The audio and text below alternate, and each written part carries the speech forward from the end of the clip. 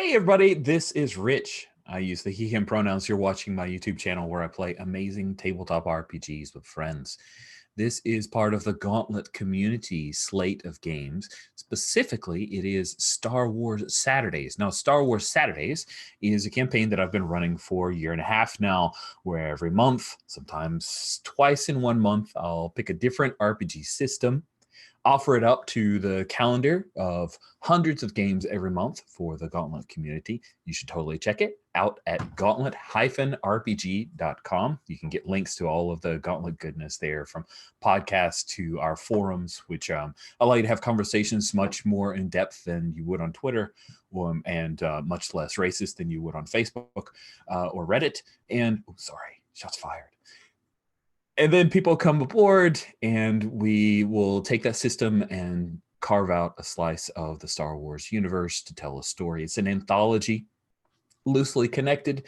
I kind of think of it like the Thieves' World novels by Robert Louis Asprin and many other sci-fi and fantasy authors, where we have a setting that we all agree upon, which is the original trilogy of movies. And then we carve out little places that we find interesting, and that's where we tell our stories. And sometimes we have recurring characters. Most of the times it's all brand new characters. This slice is Hell on Legs. Hell on Legs is my reskin, very gentle, like putting Star Warsy words in, for Hell on Treads, which comes from Newsstand Press. You can get that on Drive-Thru RPG from Erica Chappelle, and it is a very cool game. Hell on Treads is created for generally World War II tank warfare. We reskinned it for ATST crew. What's ATST, you ask? Remember those little chicken walker things that got the hell beat out of them in Return of the Jedi? Yeah, I had to do the hand gesture. Thank you. They got the crap beat out of them in Return of the Jedi. I mean, logs, like they tripped on logs, 2 logs smashed together, took them out. They were kind of weenie. No one was really scared of them. Then all of a sudden, I saw Mandalorian, and there was a particular episode of The Mandalorian where an ATST was terrifying, friends. Wow. And I think that gave me the confidence to say, yeah, sure, we could do this thing. Because like an AT-AT, which is the big 4-legged walkers, this is great, except around snow speeders. That one seemed like a lot. But an ATST crew, perfect for Hell on Treads. I have carved out the idea of it being a 2-pilot crew, pilot and co-pilot, like you may have seen the Chewbacca like yank one out and beat up the other.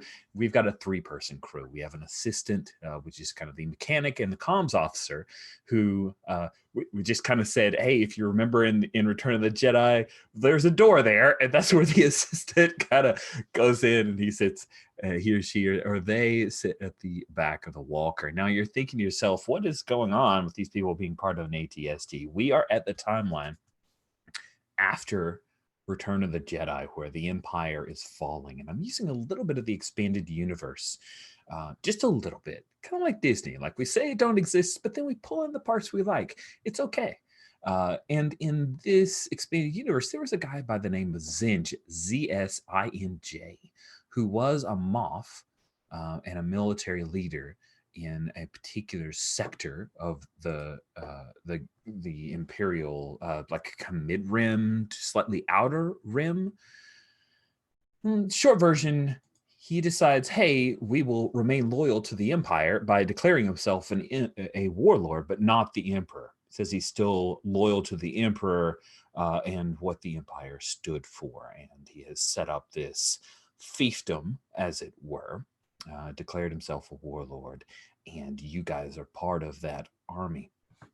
Specifically, you are part of a force that is taking the planet of Lavasar.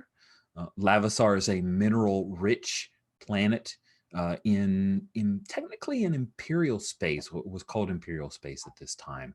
But Zsinj, being aggressive, wanted to wrest it from the control of the New Republic and Imperial warlords who were there and squandering those resources.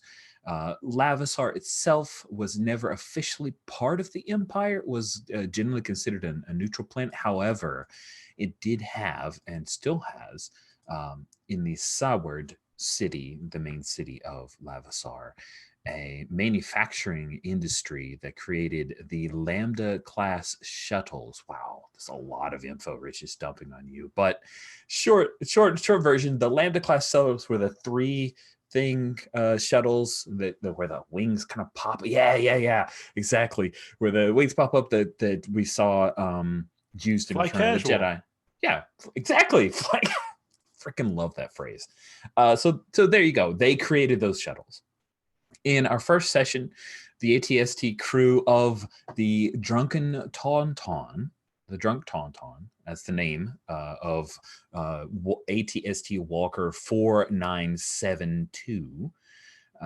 You guys were sent off to a particular mine to secure it before the 511th Imperial troops showed up to secure. So you would take out, batten down the defenses, and you went through and fought. You faced a minefield. You fought rock dragons. There was a small guerrilla force that fired upon you, but you took them out. And then you had to stop to repair a gimbal on the ship on your ATST. He took a long pause, and all of a sudden a Lambda shuttle took off from the mine. And when you guys arrived, there were no defenses there. None whatsoever. They had evacuated. You guys were too late. You barely beat the 511th.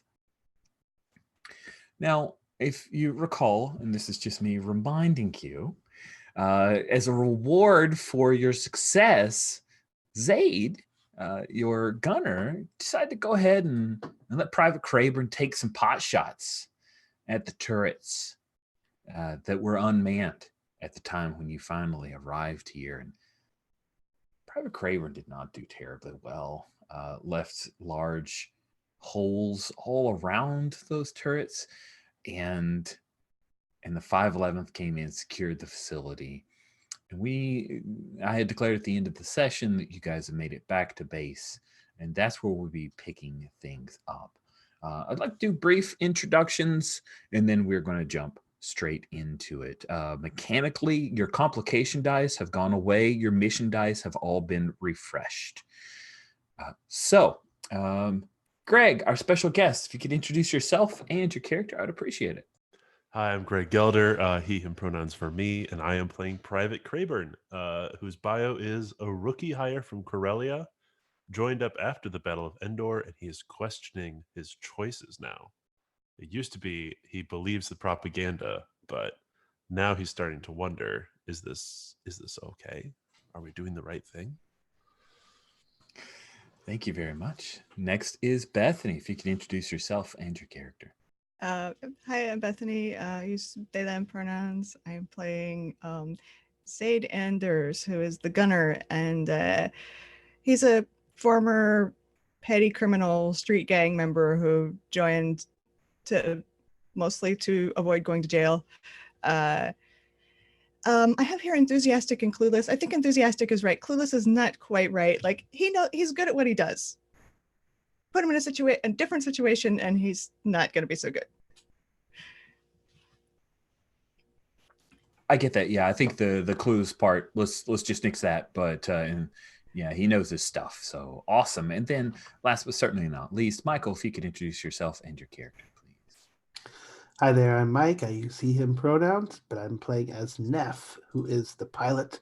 She's been piloting AT-STs since before she could walk, as she was adopted by a retired Clone Wars veteran. And she's the pilot of the Drunk Tauntaun. Fantastic. All right. So we pick up with the three of you. The ATST is behind you. You're currently in the remember that they kind of drop down a almost completely prefabricated base for you guys here on Lavasar. You're not far from Cyward, and you have some repairs to finish up. If you remember, there was a complication for the communications array, the intermittent communication. And so you are working on that. And I assume that that is going to be Private Crayburn. Is anyone going to help him, or just let him do his job and not worry about it? Zaid, are you going to help out Private Crayburn, or just leave him to it? Only if he asks. And I'm not then- gonna like, yeah, just go ahead and be like, oh, hey, let me help you. I don't know. I don't think you know what you're doing. Because I hate when you people helped do him that to me, enough so- at the last moment there before. Yeah, but I only did it at the last moment, so I think that's Exactly. I think that's I'm a sorry, pattern. I'm repairing the comm ray. Is that what you're saying? Yeah, you're working on the comm array to remove that complication. Yeah. I think Private Crayburn won't ask for any help, because Private Crayburn was still trying to, hide that it was probably his thing that messed up the whole communications to begin with. So probably trying to suffer in silence as the private. Nice. Cool. So then Neff and Zaid, the two of you head off to clean up a bit. Zaid, if you remember, both you and Crayburn got pretty greasy and messy trying to fix the gimbal so that the ATST would work properly. And Private Kel Guri, the scout bike trooper, comes up to chat up the two of you. Neff, Zaid, I heard you guys kind of carked up there outside the mine.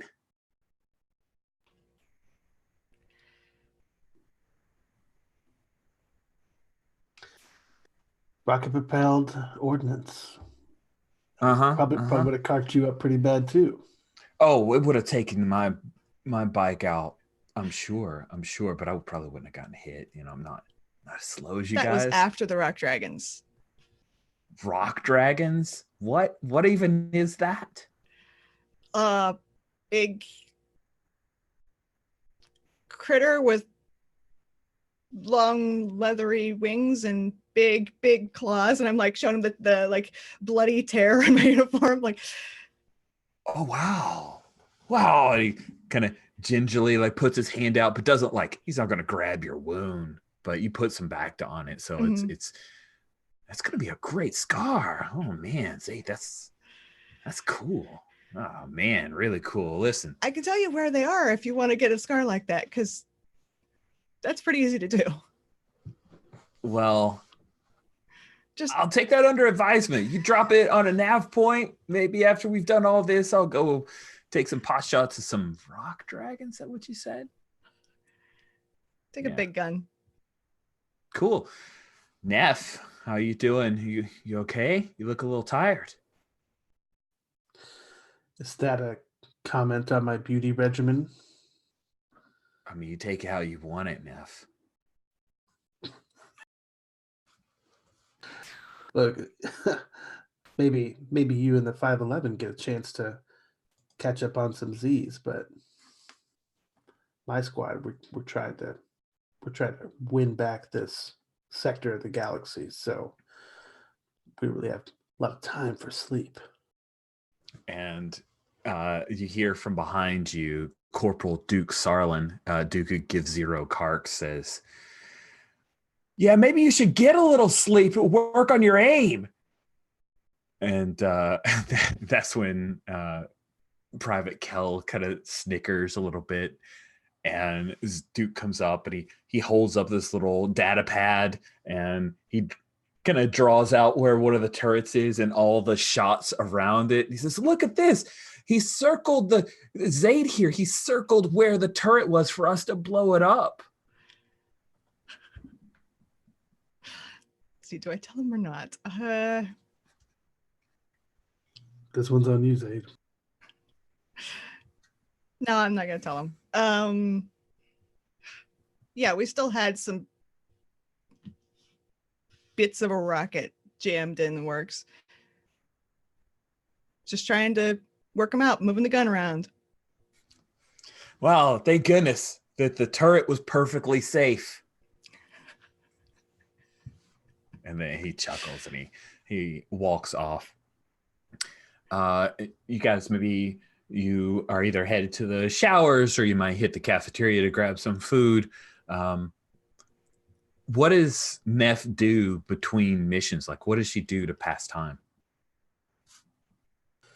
Something's just not been sitting right with me since this mission. I keep looking over the data pad and the mission log. And it's just that repair took a long time, and that Lambda class shuttle took off, and they didn't leave behind a resistance force or anything, just full retreat. And they had all the time in the world. They could have used that time to set up an ambush. They probably knew that we were impaired. You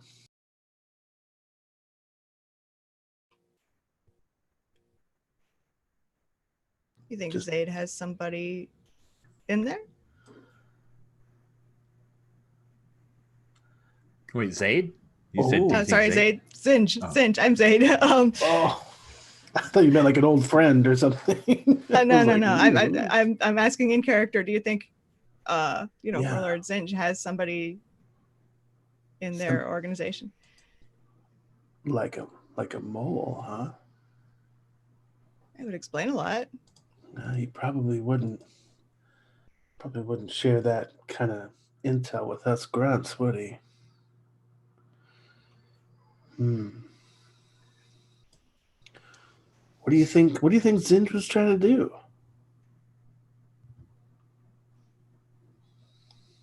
I mean, it could just be what we were told to get the mine, but I don't know. I mean, we got the mine and we cleared it out. But I could tell. Thank you for having a great spreadsheet with character names set up all the time here. I could tell that Therinos, she didn't seem very happy with the mission outcome.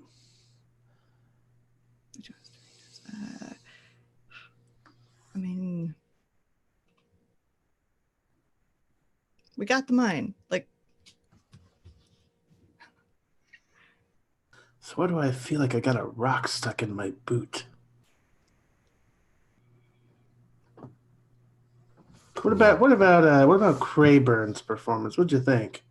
First time out in the tank. I can't shoot worth a damn, but other than that, he did pretty well. He kept a cool head. Brookie didn't do too bad, did he? No. It took what's his name? took Silas a lot longer. So. Yeah. Silas, the former assistant who's gone AWOL. Nice. If you guys are okay, I'm going to cut away from you to Private Crayburn. We hear some of the typical Star Wars, like, whimsical music. Usually it's like a little bit of like horn music as Crayburn's inside the cockpit and he's working on all of the comm unit stuff. And then all of a sudden a kind of pink-haired girl wearing goggles pops her head down the open hatch, says, "Hey!" And Private Crayburn, you see that it is Zizzy Fitsix. She says, "Hey, I heard you were having some trouble. Listen, Orson Motti wanted me to make sure that all the ATSDs are ready to go. You guys are moving on skyward." Yeah, just a minor communications array issue. We just took some flack with that rocket hit. So I'm just trying to clean out the debris. I'm just like nice. Rewiring she something. Grabs hold of like a little grab bar there and rolls in and holds. She's pretty agile. Like, so she holds onto the grab bar and just kind of comes in almost acrobatically and drops to the deck inside, turns around, starts sticking your nose into your business. "Oh, well, that motherboard looks really carked. You could probably swap that out. We've got some slag out that I've been collecting off the battlefield." I'm assuming that motherboard would have the recording of the transmission on it, wouldn't it? Yeah, it certainly would. No, I think I can make this one work. I think it's in the recombulator over here.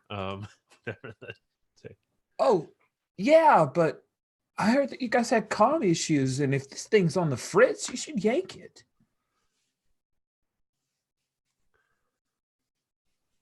Yeah, well, tell you what, I'm going to hold on to this one. If you could bring me a replacement, I'll be sure to get this one back to you. I just don't want to, a radio that half works is better than no radio at all, right? Right. Now, she's a civilian. Like, she's actually an indigenous native civilian who was working here as a mechanic. You can pretty much order her to do anything. You could even use your training stinger pistol on her, and no one's going to say much. But she says, yeah, okay, yeah, some kind of working rate. Do you want to? I could probably snag a hand unit as backup if you guys want. That'd be great. Great. Yes. More redundancy, the better. Right. Hey, okay. Is there anything else you need, Private? Trying to think if there's anything else on the ATST that we wanted to. No, I think the drunk Tauntaun is otherwise good to go. All right. Affirmative. She grabs the grab bars, kind of pulls herself up and starts to get out of there, and she'll leave you alone. You have averted disaster of your nefarious scheme. So we cut back to... I might burn that motherboard somehow if I get a replacement. Yeah, eventually she's going to swap in and bring a motherboard that is in good working order. You can tell, though, it has idents for a different ATST that evidently this is a piece of slag that survived from it that she snagged off of a battlefield, as she said. So it's just a little bit of cross wiring to make sure that it's up to specs, but you can get that thing working. We cut to Zaid and Neff. The two of you have returned to your bunks, and as you're there, Tracina, the Chev slave to Commander Modi, enters the room.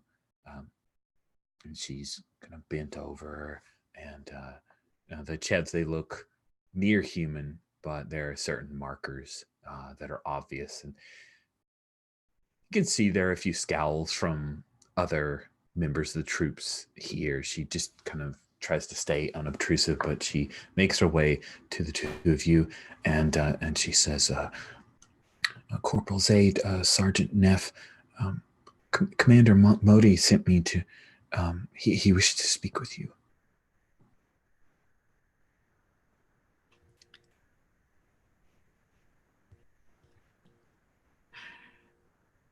Okay. Yeah. Lead the way. What does Neff do? Christina just makes me a little uncomfortable. Not because she's a Chev, but it's just like this one aspect of Modi really gets under my skin, that he like keeps a slave around. Like, he could have sent any number of grunts to come get us, but he has a slave. It's just so I try to put on like my official military face and say, yeah, we'll be right along. Okay. She will head and wait outside of the bunks for you guys to join her. She says, he seemed to be in a hurry.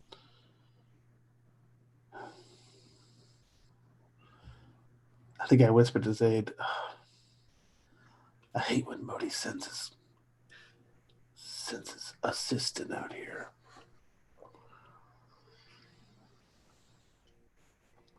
You think he's trying to like send a message by sending her? I don't know. The officers are creeps. That's the bottom line. But we gotta... Orders are orders. Agreed on both counts. Yeah. Cool. So spit shine my boot a little bit. not a terrible idea. Two of you follow as Tracina leads you guys across the main hangar bay of the base. You pass by the ATST as Fit6 is leaving the Drunken Tauntaun. She's handed off some stuff to Kraber and head up a set of metal, kind of tink metal stairs up to the office. When you open the door, it's the same briefing room that we saw before where Staff Sergeant Leandra Therinos had given you guys your stuff. Got that hollow projector emplacement. Therinos is here. She's fully decked out in her trooper armor, and you see there are a couple of other troopers who are nearby. Commander Orson Modi is there. He's on starting on row 19 of the NPCs. He is wearing his kind of metal breastplate and his big dorky Imperial helmet with the goggles. All of it is completely untouched. He has only climbed into the cockpit of an AT-AT or ATST to inspect things. From your understanding, he has never physically seen combat. That's beneath him. You know, he is the leader of the ground forces attempting to take over Cyward. And as the two of you step in, he looks past you at Tracina and he says, "Slave, you took entirely too long." He reaches down, he pulls out this little, like a lipstick case type thing with a button on it, and he clicks it, and you hear this, and she flinches and drops to her knees and gasps in pain. And then he lets go of the button and he places it back down in his belt. What do you do?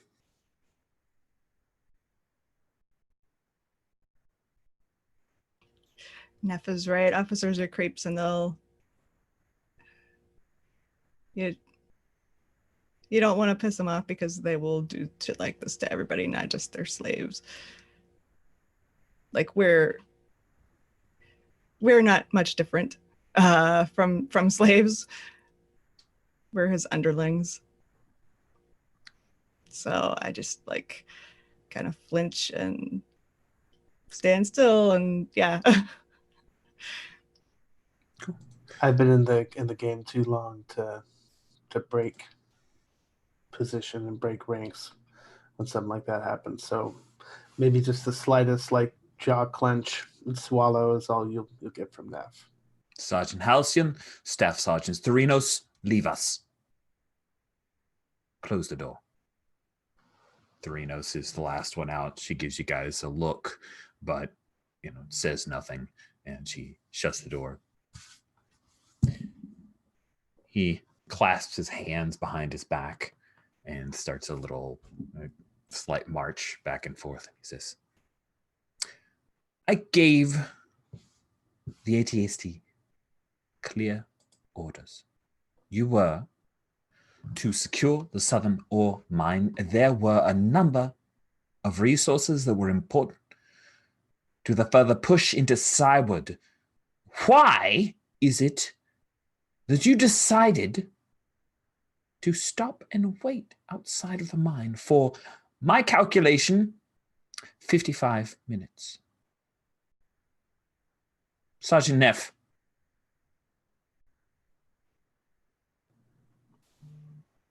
Sir, we had a full battalion behind us who was prepared to enter that mine, and we saw that there were large cannons mounted in the walls of the defense system and would be, even with the assistance of an ATST, would have torn them to shreds, sir. So we took the time to repair our operations after an unanticipated ambush. Took a little bit of time, but once that was done, we were able to secure the mine as the mission protocol had outlined. The ATST has the capability to travel at 45 clicks an hour. If your pilot and your shooting skill were up to snuff, you would have been able to take out those turrets. That is why I sent you. You have lost us critical opportunity. And for that, I'm going to demote the two of you. One full rank. Of course, Private Kraben has nowhere left to go, although I'm tempted to drum him out. If we had further resupply, I would do so. In fact, I have half a mind to put the two of you under arrest for insubordination.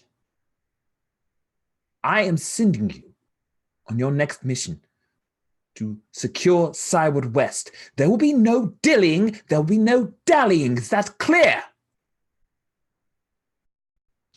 Yes, sir. If you judge the forces to be greater than your skill,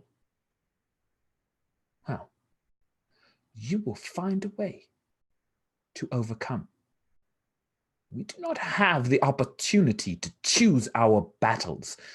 Warlord Zsinj wishes Lavasar, and we will deliver it unto him.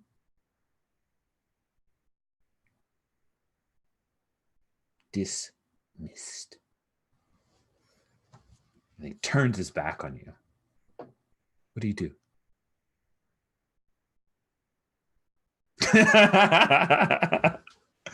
And then the game's over. You guys hop in your ATSD and run away. No. All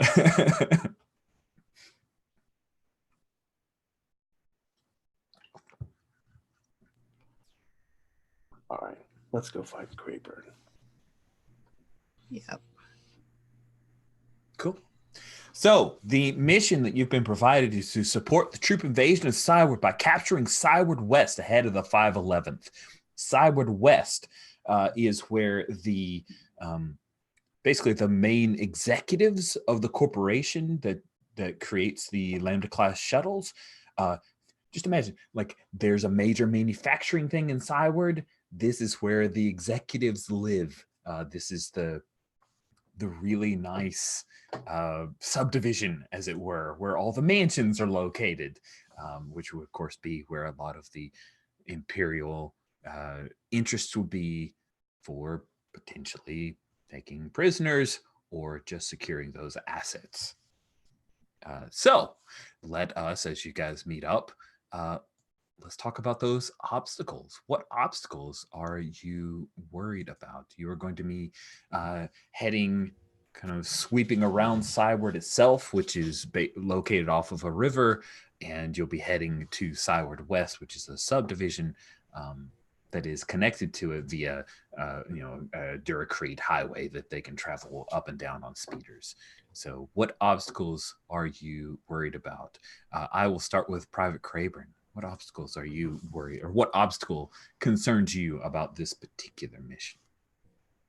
I think Cyward West has a pretty robust private security firm that helps defend it. And I'm worried about essentially snow speeders, but I think we've established this as kind of a swampy area. Mm-hmm. Oh, no, it's really barren, right? It's really barren. Yes. Yeah. So I'm definitely worried about being strafed by the speeders. We don't really have good anti-air capabilities. Nice. Okay. And then now Private Zaid, you were a corporal. You've been bucked down a rank. What about you? That kind of long approach, like we could either take the highway and be really exposed, or take the long way, which we've been told to, they're going to really be watching us to make sure we go as fast as possible, but going as fast as possible means taking that highway, which just like leaves us right there in the open. Everyone can see us coming. Ooh, okay, so taking the highway, leaving you.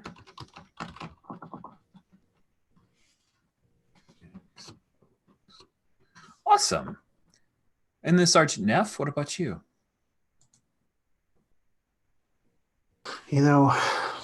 Modi is just a complete fool. I'm afraid that he's sending us on this mission with really no care about mission success chance or losing military resources or personnel. So I think that there's definitely going to be something that we're just completely unprepared for. And I'm trying to think of, like what exactly that would be. I've already mentioned, you said speeders, right? Mm-hmm. Yeah, right now we have So, Cyward defense speeders, and then the highway leaving you open, exposed for people to take pot shots and all that good stuff. Yeah. I mean, this is like an aircraft shuttle manufacturing city and planet. So I have no doubt that they're going to have some kind of aerial force as well that we're going to have to contend with. And I don't know if one twin laser cannon, even with an extended firing arc, is really going to give us a hand with that. So Awesome. Now it's like Rich is rock dragons with lasers, basically. cool. So aerial defenses. Rich went and Googled how to spell aerial because some reason I was like, I can't remember how that goes. Sweet. What is it? Zabe, when you and Neff come back, how do you handle coming back in and delivering this to Private Craven? Anything you do as you guys pop back in and rejoin your neophyte private?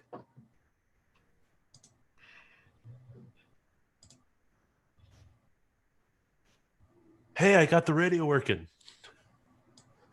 Good.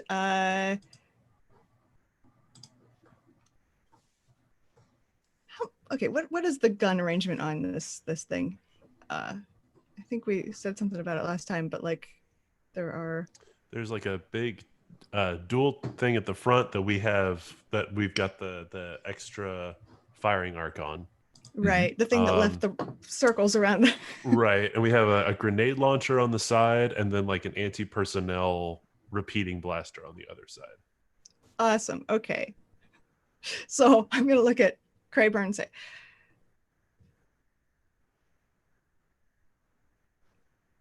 I hope you haven't figured out how to miss with the grenade launcher, because I think we're gonna need it. And it's hard to miss with that thing. Okay. Okay. And he'll go over to the controls for that for like the first time. And I'll show you this is aim it with this. It's a little, it's doesn't have the like side to side range that the other one does, but I'll look at your insignia thing on the side and just be, I'm Corporal Zeta. Private now. When did that happen? About 10 minutes ago. You didn't get busted down because you can't go anywhere further. Like, can't be lower than private. Oh. Okay. Does that make you a corporal, Neff? Who gives a flying cark? I'm not here for getting a promotion. Look, that Modi, he's a squirming maggot for sure, but guys like him, they only exist while the war's still on. While these damn rebels still scrounge up a conflict wherever they can find one. So once we get this all taken care of, I can go kick him right in the shebs myself. But until then, we do the mission. And this mission, Crayburn, this isn't like the simulations. I know I've said that before, but we're going into a city now, urban environment. We're talking about people's homes, people's lives. We're talking about little Susie's teddy bear out on the war field, all right? And you're going to have to stomp on that teddy bear and not think too hard about it. You understand? Yes, Corporal. Yes. And I think Crayburn is thinking back to an old propaganda reel he saw of the the victory on Hoth, as they framed it. And that's when he thinks about the snow speeders, and they like failed to edit out one AT-AT getting tangled up and falling over and exploding before they release the reel. He's like, okay, I'm ready for this. Oh man, I could totally see that like propaganda reel of like the heroic victory on Hoth. Yeah, like it started with a single droid. Oh, that's awesome. So we skip ahead to the drunk Tauntaun heading out of the base in advance of the 511th. You can see that they are all forming up, and they will be going on a march to resupply you guys. Just so you have kind of an image in mind, I'll drop this image and then share it. This is generally what your datapad information is on Cyward West. You can see that it is, come on, share. All right, there we go. All right. It is a verdant and very kind of organized series of parks and leisure places. There's some plateaus that are set up there. And there's some water. There's lots of water. That's right. There's a single bridge, and this looks like dirt, but we're going to call it Duracrete, that leads in. There's a lot of little kind of farming areas with irrigation tunnels / rivers and lots of smaller bridges. This is the easiest place for an ATST to cross. So crossing this, of course, is going to be where they expect you to come from, and probably dangerous. So you guys start moving out, heading out, and where Cyward is, of course, Cyward West is surprisingly west of Cyward itself. They actually named it appropriately. So you guys are marching up from the south, which is where you were, your base is located. As you guys are moving along, you head onto the Duracrete Highway, which means that you can pick up speed. The ATST, she can, as you've been told, move 45 clicks an hour. So you can see an ATST like goes into a bit of a jog as you guys are moving along. You see that there are 3 speeders that are coming down towards you, and you hear over the comms, "This is Cyward Defense. Please, and invaders, you are not authorized to use this Duracrete Highway. If you will cease and desist, we will not be forced to attack you." Private Kramer's eyes are just going wide. He's had nightmares about this. Like gesture to the grenade launchers, like, be ready to use that. He's holding on to like the little, like, I don't know, like a subway bar thing almost in the back, and like reaches over, starts calculating trajectories. All right. Well, they have the speeders themselves have light armor. They're not going to do a great deal of damage against you on a one-on-one. What they do have is speed, and one of them has a tow cable. So they're going to try the snow speeder maneuver. They have seen other propaganda films, so that is the plan. Of course, we've already seen, like, they've seen propaganda films from the fourth moon of Endor. Like, oh, these things went down on logs. We're fine. So the Cyward Defense speeders intensity is 2, which means that you will need 2 successes to avoid the complications of what they will do. If you do not get 2 successes, then one of you guys will be losing dice as a result of getting harried by these 3 speeders that are attacking you. Their persistence is 6. Okay. So what is the first thing that someone would like to do? I think it sounds like Zaid might have an idea. I mean, I would like to just start shooting at the one with the tow cable, because I've heard rumors about I haven't, like, it hasn't been confirmed, but I've heard rumors, and that tow cable makes me think that no, that was right. That's totally what they're planning on doing. Yeah, and the tow cable is actually like mounted on the back of the speeder. There's a guy behind it. It's got this big kind of lance end at the thing, and there's a bunch of cable behind it, and he's got wired up, and he's trying to zip past you guys and fire and hit one of the legs. So go ahead. How many dice do you want to roll? Roll 4. Okay, cool. All right, so you're rolling 4d6. We are using the honestly literate yak, and you need 4 5s or 6s because I don't see the complication. You guys to carry your complications, so you don't have any there. Of course, if anyone wants to say, oh, there's a complication, you can add that in. That'll give you an extra die. Go ahead and roll 4d6 and looking for 4s or better. Okay, got 2. 2 successes. Okay, so guess what? You got 2 successes, which means you're reducing the persistence, and it was enough successes to keep them from hitting you with their complications. So that drops the persistence down. What happens is that you fire on the first one, and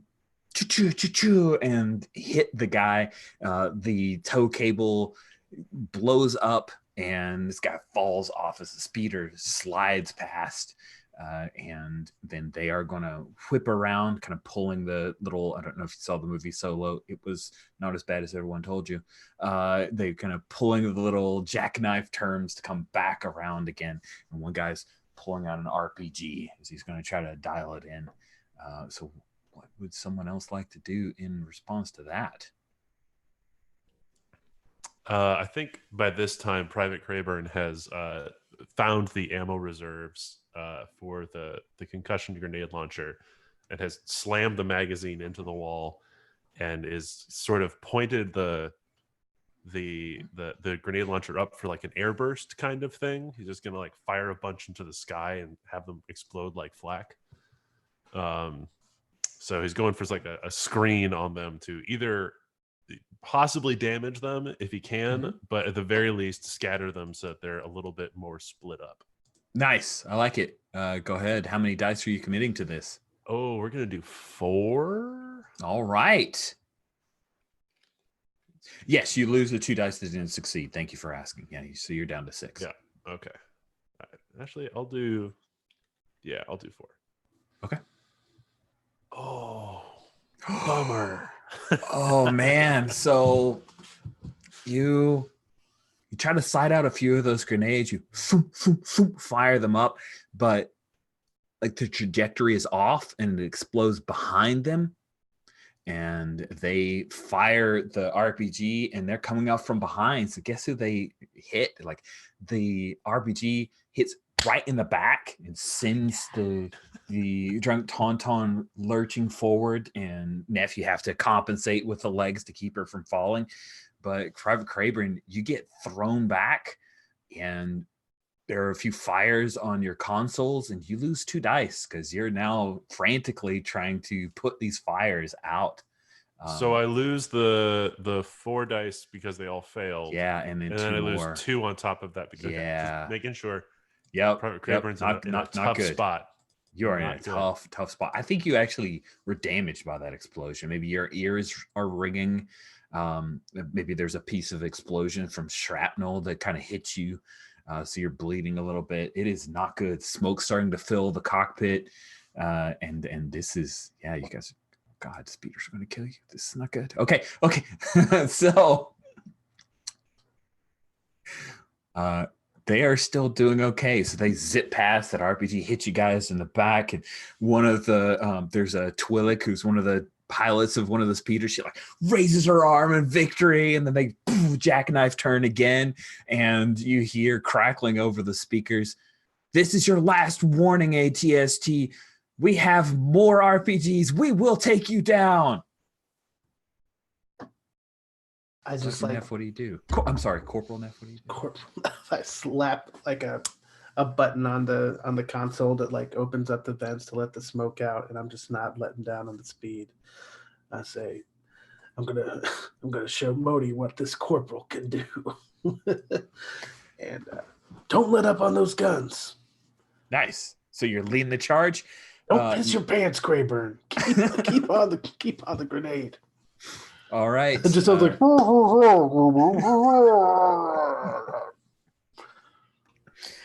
this is not good. Cool. So Neff, I mean, dice do you want to give to try to pilot around these guys coming at you? Because one of the speeders looks like the guys, he thinks he's going to play chicken, and his plan is to like bail out at the last minute and send the speeder like rocketing into one of your legs to knock you down. Ideally, I would like to just For punt some it. reason you muted, Michael. I can't hear you. Oh, There you are. There you are. You're back. That was weird. Okay. Ideally, I would like to like punt it. Oh, that's really. Okay. All right. Roll some dice. Sure. I'll roll. Wow. I can roll as many as I want, right? Yeah. Well, rolling with 4 wasn't too great, so I guess I'll try rolling with 5. I'll split the difference. There you go. Here we go. Okay. That is 3 successes. You've avoided the complication, and you've nearly taken these guys out. So I think you do. So what does it look like when an ATST punts a speeder coming at it? So I think, there's probably like 1 or 2 speeders left, right? In this current 2 speeders formation. left. Yeah. So the one guy goes and like he like jumps out at the last minute, like victoriously rolling, ready to see his handiwork. And this is just like a game that I used to play with my dad. We would like kick rocks and stuff in his old beat up RTST or whatever. Oh yeah. Called. So with like surprising dexterity, you see this chicken walker just like lift up one leg and then it's gonna spin that. It smashes into some Duracrete on the opposite side of the highway, explodes, and the concrete cracks. The Duracrete cracks, and now there's just one speeder left. Ooh, one speeder's not built for this, so this is not going to look good at all. But it is. They're going to continue to try to harry you guys with laser fire, and you've got those vents open, so that's what one of them's doing. He's got a blaster carbine, and they're kind of running alongside, and they're trying to stay out of your firing arc, but take pot shots through the bits that they can see, pilot and co-pilot. Okay. I think I like as Crayburn is kind of shaking his head, trying to, get his balance back. I grabbed the grenade launcher, and he had the right idea. He just like timed it wrong, because what I'm gonna do is it's trying to stay like what if we were a semi would be our blind spot, right? Mm-hmm, exactly. Okay, so if I shoot this thing into the air like straight up, it should fall on them because they're behind us. Makes sense. It makes sense to Zayd, at least. Who, as we established the first session, does not know physics, but it's hard. Physics is hard, guys. It is. I'm gonna go ahead and roll 4 for that. All right. As long as you get 1 success, yes. You actually take them out. Oh, how many did you get? 3. Fantastic. So you have destroyed the Cyward defense speeders.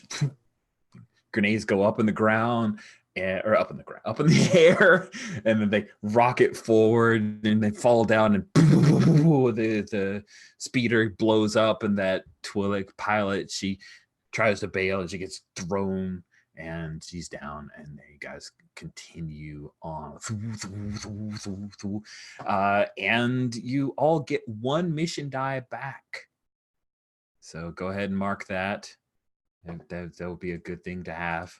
So a question about complication dice real quick. Yes. Does the complication need to be a issue with the ATST, or can it be an issue with the character? It needs, so that's a great question. The complication is supposed to be with the vehicle itself. With the vehicle itself. Okay, yeah. That's fine.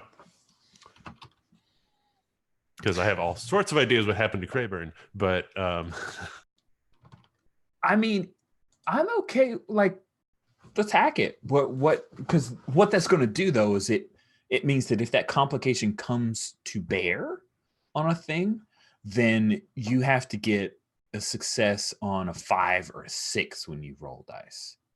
I think Crayburn has completely lost vision on like the right side of his head. He That's can't freaking see. awesome. Let's just do that. Like it was a bad hit. Yeah. I think that's definitely covered in the rules, like explicitly too. So okay, cool. Thank you. Yeah. I remember reading something about that and being like, oh, dang, that is a complication. Nice. Okay. Well, I appreciate that. That is what we'll do then. Let's do that thing. Whew, poor guy. Awesome. So you're blind in an eye? Oh, that's so good. Sweet. So go ahead and take that complication die. You can mark that in the complication die, row 50 for your character, and you're good to go. Sweet. You guys continue on for a bit, get a breather, and then ahead you see that there are 2 Lambda class shuttles that are have taken up from Skyward West, and they are headed towards you guys. And the first thing that you see is one of them passes by is it drops a couple of bombs, and one of them lands right on the Duracrete highway in front of you, and it sprays all kinds of Duracrete your way. The explosion is huge, and then they bank around and they're coming back. And so the aerial defense systems are, let me move that as your second obstacle.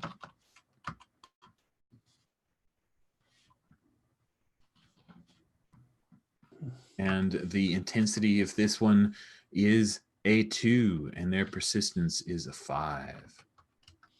These guys aren't messing around. They're bombing their own city, their own infrastructure.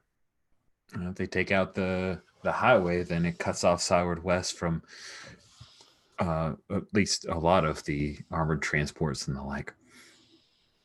It's not a great idea.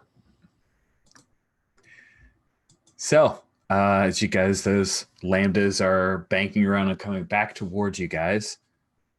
What do you do? I can outrun a speeder, maybe, but I don't know about one of these things. Like friends of yours, Crayburn, look awful familiar, don't they?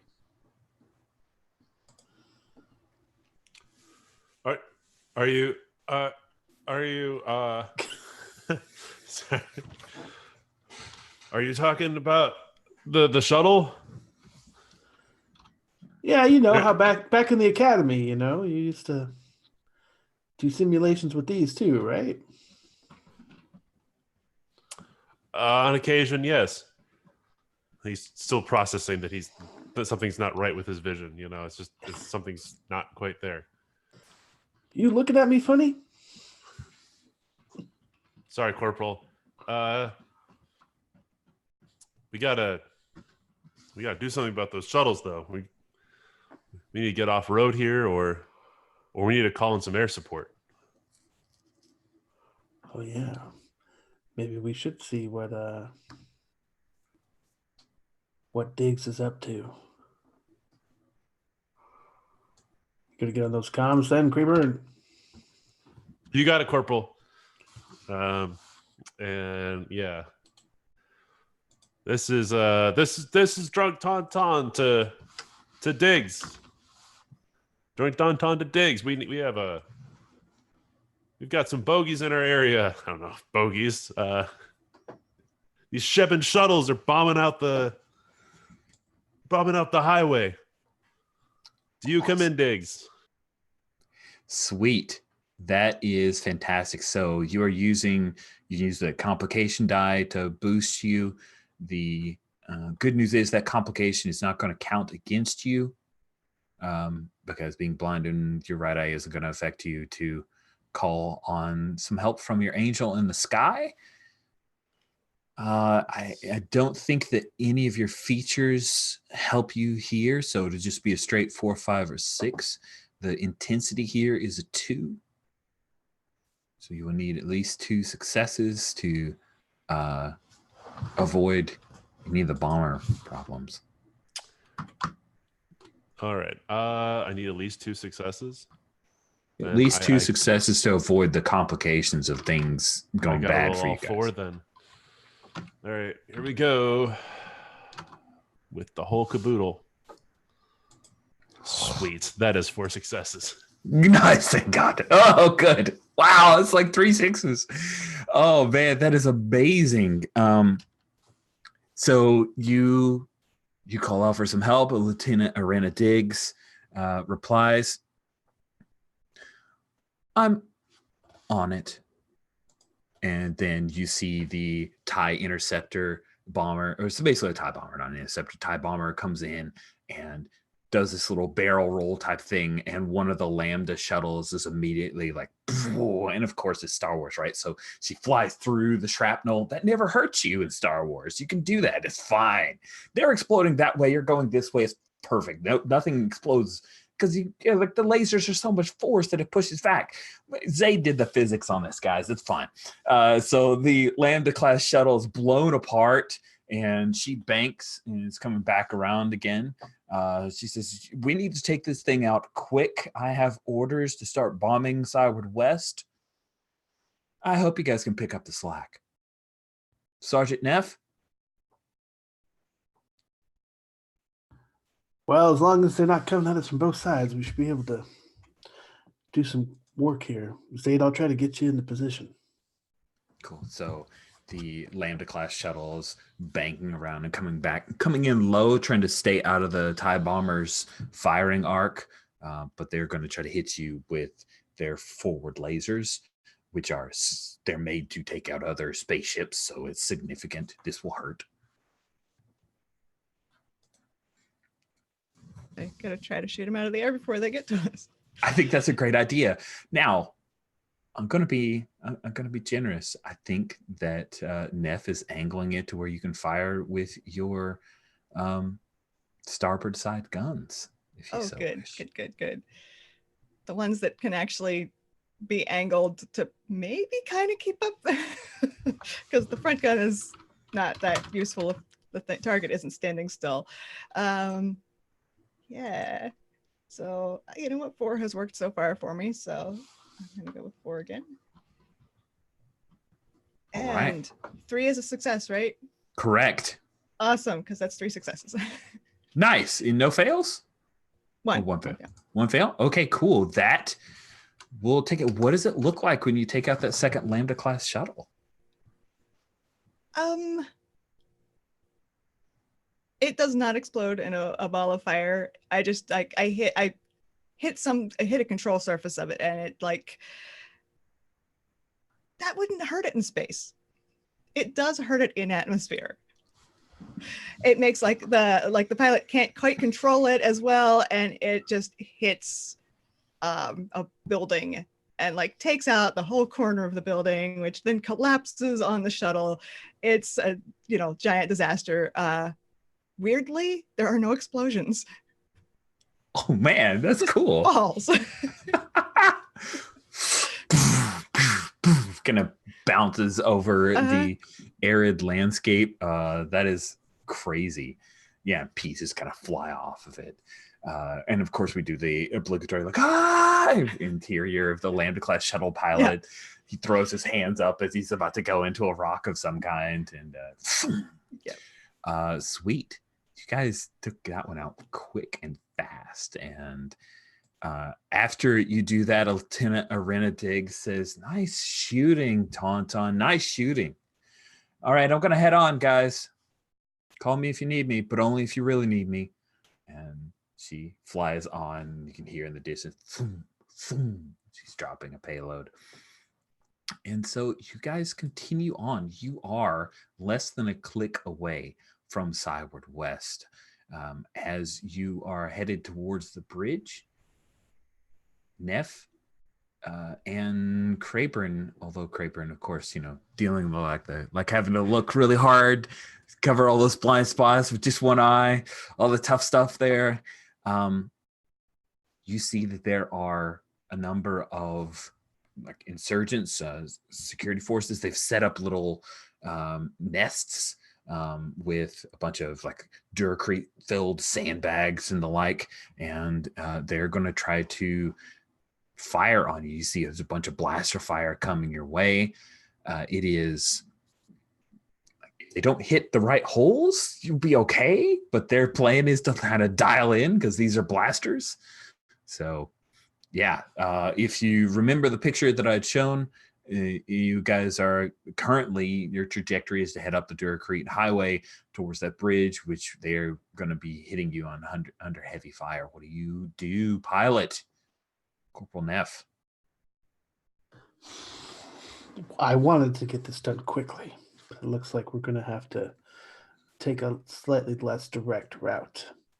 Of course, Modi should have foreseen this, but as he is a useless pile of slag, we're going to have to take the initiative. Because I'm not planning on taking a nap in a body bag this evening. Even Muddy's got to see that it's better to get there late than not get there at all. You know, I've always kind of wanted to try the submersible. He didn't really express that in the debrief, but well, no, I mean he's too stupid to actually see it, but I could use with a dip myself. Refreshing cool down. So I think we pose a tactical retreat, you know, like when the blaster fire comes our way, we turn around and limp away like a whimpering dog. But just to get to a place without an eye line so that we can.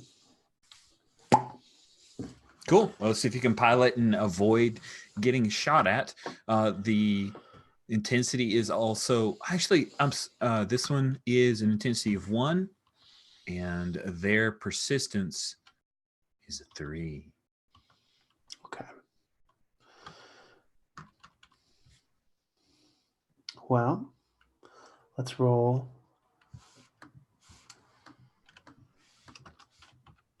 So I have to get above a 3 still, right? Yes, because you're using the amphibious. We'll just say that by heading towards that feature that the amphibious will help you out as you guys go into the lake, taking a drink, or not the lake, but the river. So yeah, let's see it. I rolled 6. I'm trying to remember, is 3 a success? Because of the amphibious feature, it is. Yes. Okay, so that's 5 successes. Holy crap, you wipe these guys out. Is it just a thing where you kind of go around them and they're not even a problem? You're just going to leave it for the 511th to deal with? You know, if we stand upstream, we could just blow up the bridge. It wouldn't hit us. Yeah.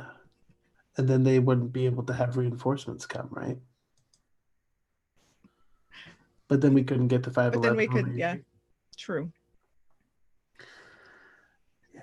I think I'm making this suggestion, and then you point that out. I'm like, right, yes, okay. Yeah. People have to follow us. Next time we'll bring some remote detonators. Oh man, physics, they use bridges too. Awesome. So you decide not to take the bridge. Just so I'm clear, because I want to make sure I understand it. Do you basically just obviate that entire obstacle because you guys go amphibious and you pass them by and they can't really hit you from their range without moving? Yeah, I think if we're gonna have to delay our timetable already by taking a diversion, we don't really have time to also go back and try to double back around them and ambush them from there. So we just have to get to the mission objective. All right. I just like the image of the odd quiet that happens as we go into the river, like when you go underwater and your ears, like, you know, it's just suddenly quiet. Oh yeah, but I think there's just like little bits of water, like leaks that are happening from where you got hit with that RPG. So you're like, I can't stay here for too long, but this works. Up, trying to plug one of the holes in my hand, you know. Love it. Oh, that's awesome. Yeah. So you guys move through the river, walking along the bottom, kind of pulling some of the muck up, and then you guys come up out of the river, stepping up. Luckily, it's like enough of a gentle grade to where you can step up out of the river, not like you have handles to lift yourself up in an ATST. When you do, I think, Zaid, you're sighting things in. And when you look up, if you remember the picture from the Skyward West, there's the plateaus. You spot, friends, I love you as people, and please understand. You spot a Clone Wars area assault tank. And it is moving along, and then the turret is turning to aim down at you guys. And with that moment, we will take our mid-game break. We're 18 after. Let's take a 7 or so minute break. Meet back at 25 after.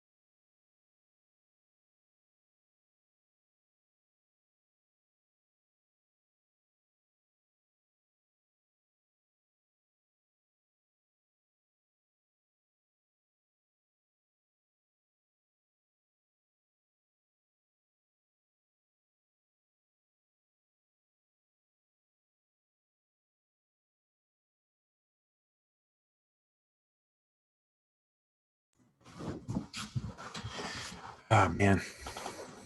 Yeah, I did write a rap about an ATST versus a clone first. It's the best. So good. Is Crayburn like chanting that as we go along? In the fanfic universe, absolutely. Nice. So the AAT-1 hover tank is it was originally used by the Trade Federation, donated to the Confederacy of Independent Systems, served as one of its backbone infantry defenses and backbone vehicles during the Clone Wars. Yeah, so this one is like a dirty yellow / tan in color, and it's seen some stuff, but it's still functional. You're not entirely sure if this was just one of the executives collected old things, or if they had it as part of their just in case break glass defenses. But this was not on your mission readout at all. The intensity for this AAT-1 hover tank is 3. Which means that failure to get 3 successes, and just I want to make sure. So obstacles have another way of causing harm to the crew.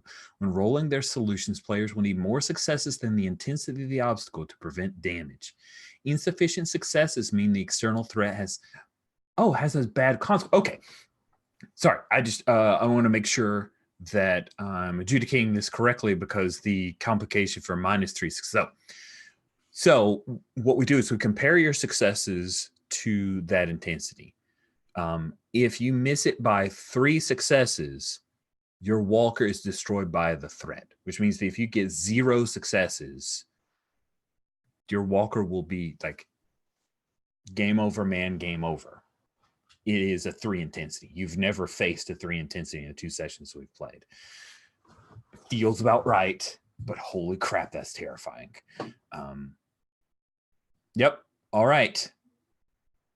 All of the marbles, friends. All of the marbles. Does anyone want to introduce complications to get themselves more dice? Did you refresh? You just faced. Sorry. Oh, right. Yes. Yeah, refresh. you just finished an obstacle, so everybody gets back 1 mission die. Okay. Brings me up to 6. That's not too bad. I'll do a complication. Nice.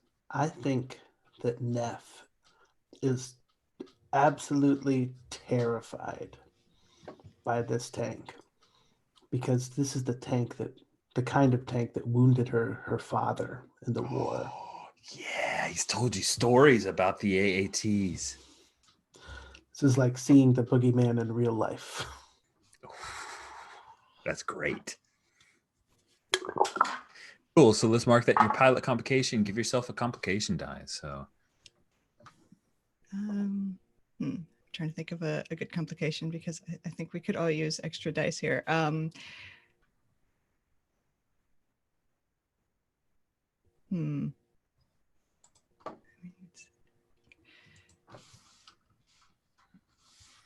Oh, I'm having trouble seeing because we're covered with mud. Oh, nice. Unexpected So I'm like complication. squinting, like it's like drooping down. If only you could shake. There's like a reason dog. they didn't keep producing this line of ATST. Yeah. Yeah, like you can go underwater, but when you get out, you can't see to shoot. That's great. I love that. And just to add on to that, another thing that they didn't make this ATST in future revisions was that our stabilization gyros that help us sort of recover and move a little quicker are now completely waterlogged, and they need to be purged. Oh, wow. Oh, so dumb side story. I used to live in Jacksonville, Florida, and occasionally Jacksonville gets like torrential rains out of nowhere. Like if it doesn't rain once a day in Jacksonville, you're like, what's wrong with today? Like always it gets super hot and humid. All of a sudden it rains and everything feels great for a while. But occasionally those rains just don't stop. And we got a flash flood on Valentine's Day. And I had reservations at the fondue place at I can't remember the melting pot for my wife and I. And at the time we had a Bronco and we were going and it's raining like crazy and it's flash flood. And I saw this road and it looked pretty submerged. And I'm like, I'm in a Bronco. And I look at her and I'm like, we're fine. She's, are you sure we could like go around? I'm like, we're going to be late for the reservations. So we go, and then all of a sudden there was more of a grade to that road than I expected. And so the water gets up to like the door, and then the vehicle stops moving.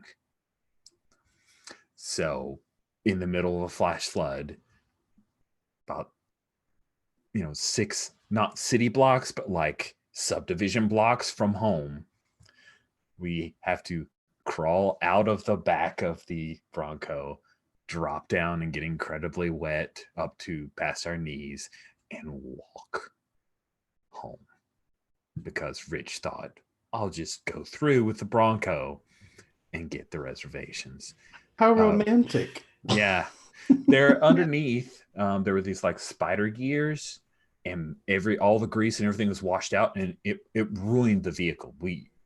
I destroyed my Bronco by being dumb.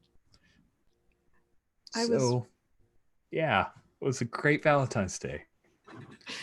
So I did that to a Forest Service truck my first day working for the Forest Service. I didn't destroy it.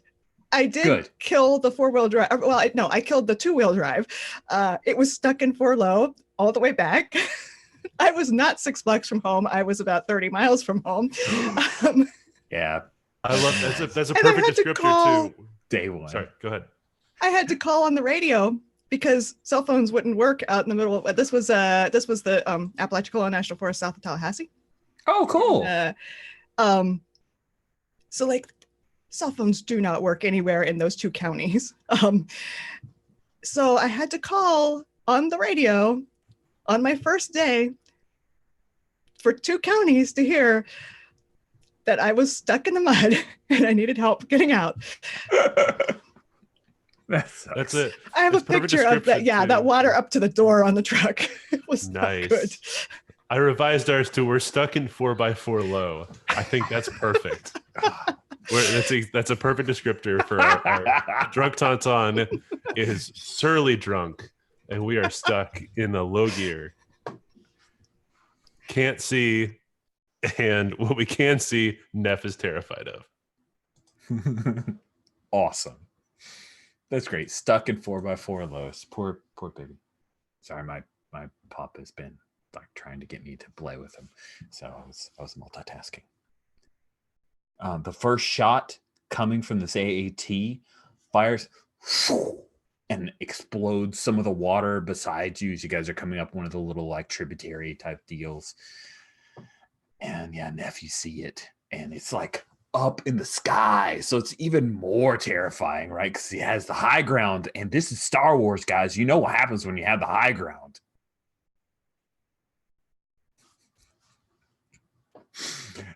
So yeah, you see that little top turret is try it. And we like cut to the inside of the tank, and one of the ancient little clone troopers says, not clone troopers, sorry, droid troopers. Sorry. One of the little ancient drone troopers says, "Oh wow, this one's gonna be great. Go ahead and take out that little chicken walker." Roger.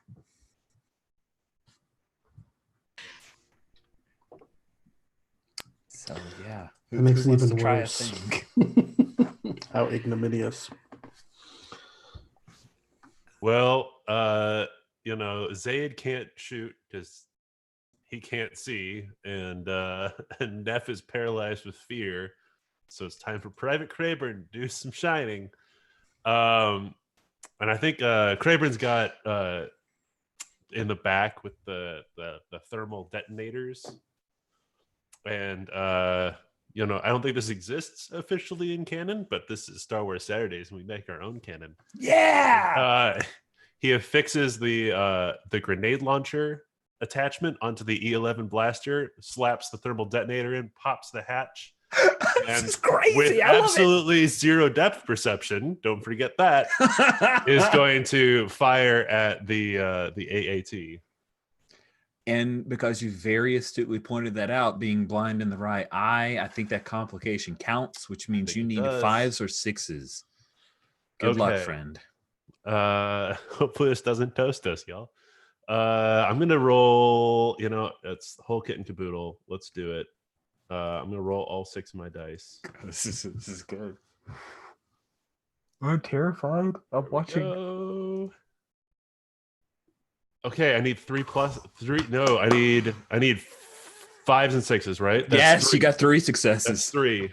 Oh, okay. Right. Man! So that's awesome. What I think what happens, you pop up the turret and it's not moving as fast as you would have imagined. So you have enough depth, like the depth perception's off, but you fire and you hit that thing. And if we take a look at the AT, I think what happens, and I'll do a quick share just so we're all on the same page, is the grenade hits this right side and just blows it out. Right, it's still got the main turret, and then this, if that's the starboard, the port, it's got this port gun and the main turret. The turret's the one that's the tank killer. But yeah, we hear a scream. Ah! Poor little droid trooper gets blasted as well. That is awesome. And I'll just, I'm sorry I said anything about your aim. That was great. Yeah, I'll slam back into the cockpit and just like scream at both of them, "Get your heads back in the game!" Nice. That hover tank kind of skims away for a little bit from the plateau, but you know that it's gonna be coming around and trying to sight you guys in again. So who wants to try something next? Okay. So we can. Okay, it can be hurt. It can be damaged. This is real. This is not a nightmare. And now you've just given us, a somewhat more even playing field. So I'm just going to be trying my best, even as we hear the gears grind. After that stealth movement, it's even like more obnoxiously loud now. Trying to, flush out this water.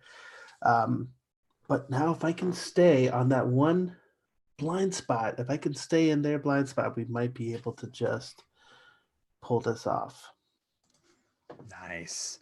I don't know if that's a roll yet or if that's just getting Zade into position.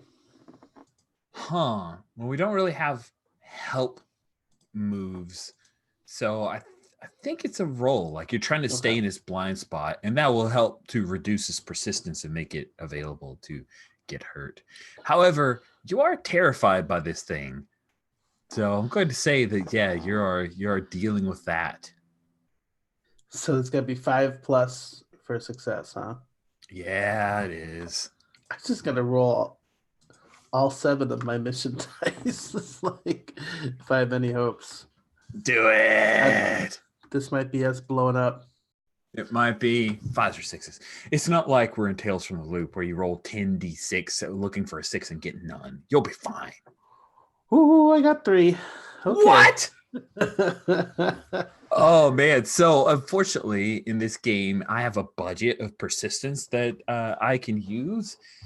What you've done is maneuvered well enough to set it up for a killing blow from Zade. So, tell us, what does it look like as you open up this AAT by moving to its blind spot and giving Zade a perfect shot? Zade and Neff will lead us up, and then Zade, you get to tell us about how you take out this AAT. I think I just hear the voice of my father echoing in my ATST helmet, about Lucky for you, you'll never have to face one of these things. Let me tell you, they were 600 tons of plasteel ready to kill, and just like, yeah, just like, I'm trying to like, it's almost like a hunter, like with a spear, like going for a tiger, is like what's in my mind. But it's like this big muddy tank clanging around. Um, but yeah, I think like we're kind of maneuvering around some buildings, and it's trying to like find an ideal firing position.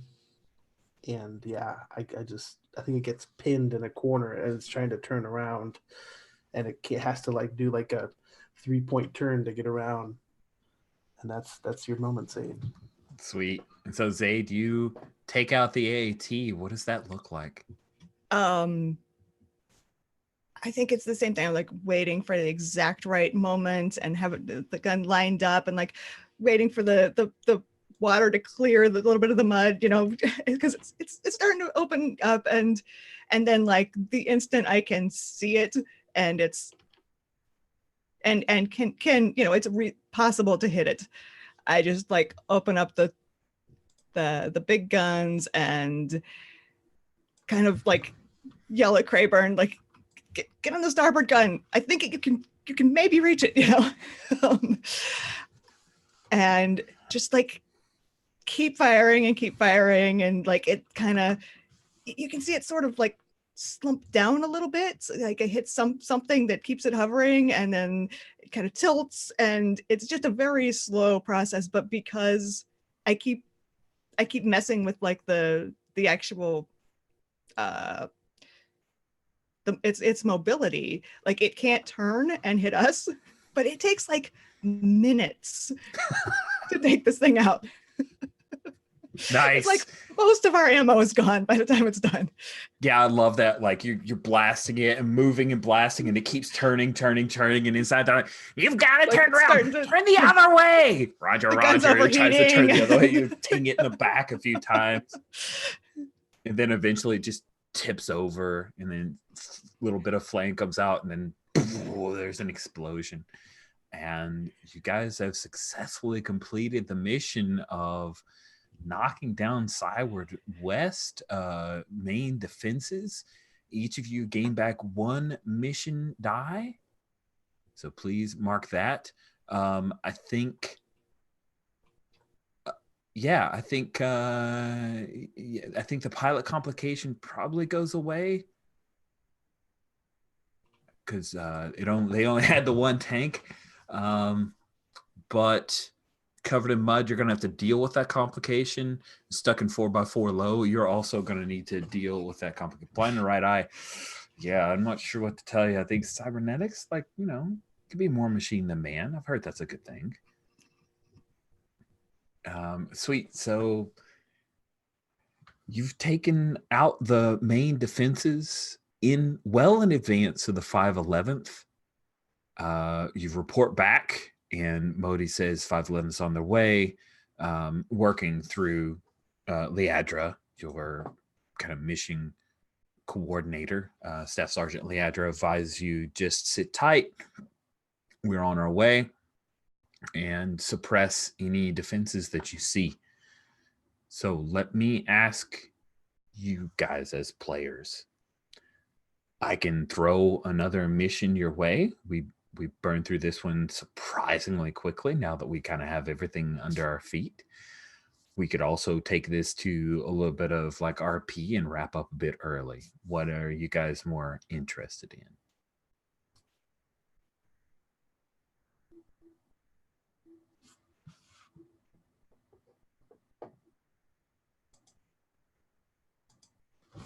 I'll just say from my end, I'd be happy with either one. I think we got some role-playing juice in the tank, but I think we could also do another mission and wrap a little bow on Skyward.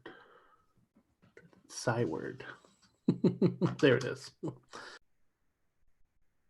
I lean more towards one more mission, but like without a refresh. So we were. Oh yeah, it was going to happen. It's over, and we go right into it.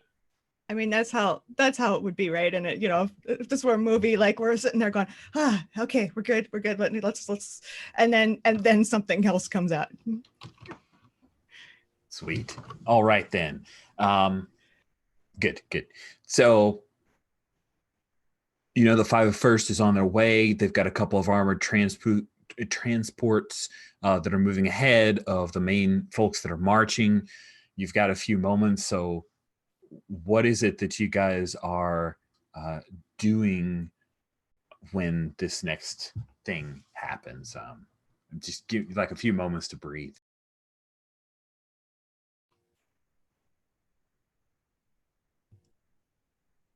I'm scraping the mud off so I can see if. Yeah, and I think I'm looking for the purge valve, but Yeah, I'm okay with being caught on the back foot trying to do that, and then doesn't go great. I think I'm looting a nearby home, and I'm singing like an old like Clone Wars era like soldier shanty song, just like totally triumphant, you know. the Tauntaun is standing in the backyard of this mansion. Like, maybe there's a swimming pool, and we're like trying to I've got like a fur coat. use the water to get the. You like grab a bucket and you're frantically trying to wash it off. Neff's gone in. She's grabbed a bunch of credits and some other war trophies. And yeah, that's awesome. I've I really resorted like to just banging this valve with a hammer because nothing else seems to have unstuck it. Sweet. And as all of you guys are doing your activities, Neff, you're headed back. What's the main prize that you've found in this mansion, the thing you're going to be most proud of?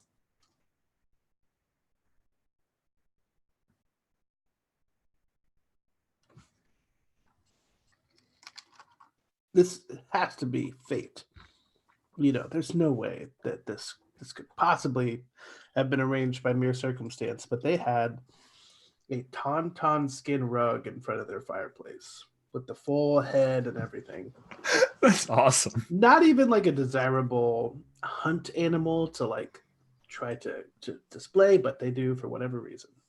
And I have sort of like put this over my shoulders like a coat, and I'm just like swaggering out onto the lawn drunkenly with some like space alcohol, you know, like we did it. Oh, that's awesome. Good. So yeah, all of that happens. Zaid, you're washing down. Let's go ahead and remove the complication of covered in mud, can't see to shoot. You can't retain your complication die for now because you get communication from Staff Sergeant Leandra Therinos that the 511th has come under fire. We are pinned down. There are several Lambda-class shuttles as well as an insurgent force. We need you to sit tight on Skyward West and hold it by yourselves. So that is the mission, is hold Skyward West and allow no ships, no shuttles to escape.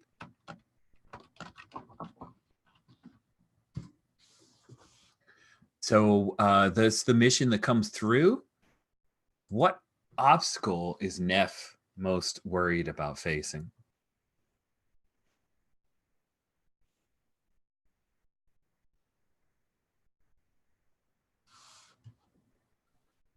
Okay.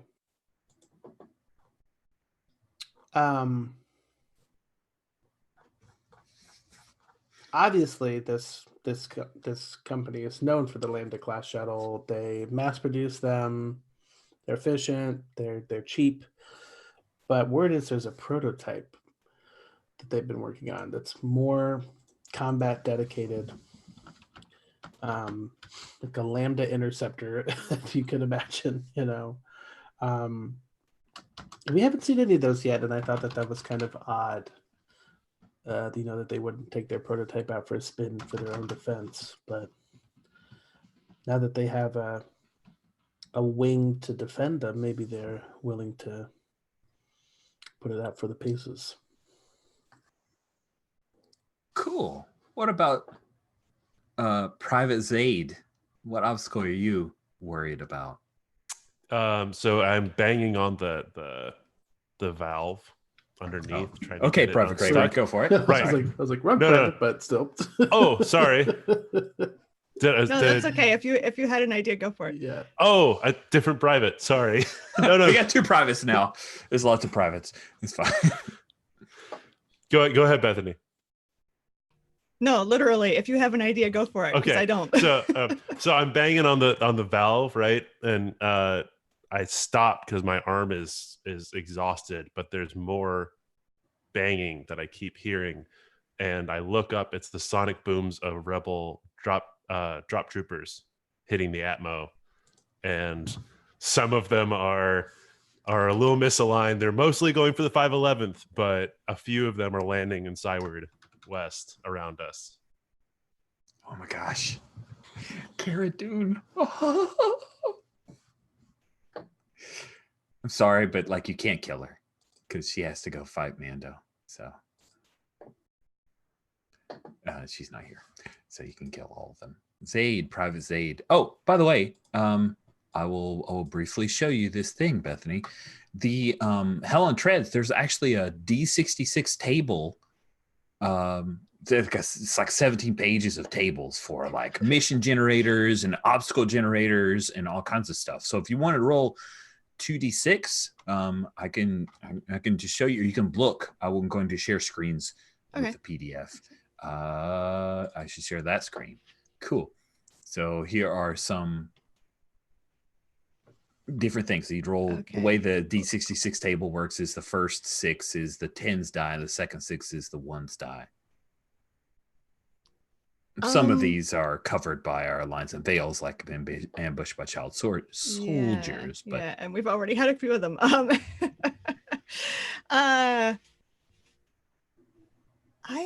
think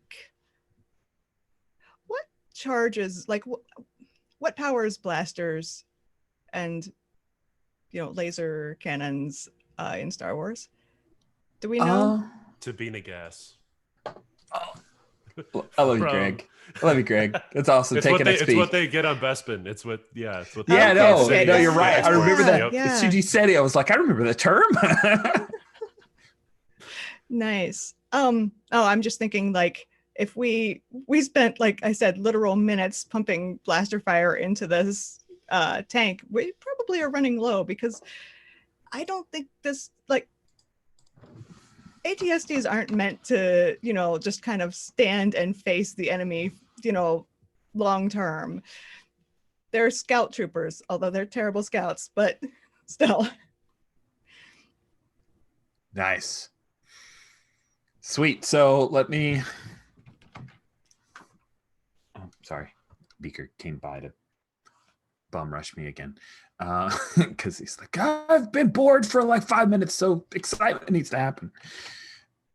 Sweet. So we've got our complications. I think the first thing that happens is you're given your orders to hold Cyward West, and that is when you see streaking across the sky. There's a series of rebel ships and a bunch of drop troopers come out. I don't think they're parachuting down. I'm totally stealing from Halo. So what happens is you see these large ships that come out, and there are all these little capsules that pop out. And the drop troopers are coming down. You know what these capsules are. These are rebel dropship troopers. These capsules will land and then cycle open, and 1 to 2 rebel drop troopers will come out, heavily armed with heavy repeating blasters. And so that is what's happening, friends. The intensity of these guys is a 2. Their persistence is a 4. So you need at least. Did I clear the condition stuck by? We good with that, or? Yes, I am Okay. A-okay with you clearing the condition stuck. Just as I for realized before. the drop troopers are coming in, just a spray of water in my face. Yeah. Love it. So, yeah, Rebel drop troopers are coming down. You can try to take some of them out in the air. That would be a wise choice because when they hit the ground, they are going to swarm and they're going to be tough to take out because they're going to spread and make sure that they have cover and all of that good, wonderful stuff.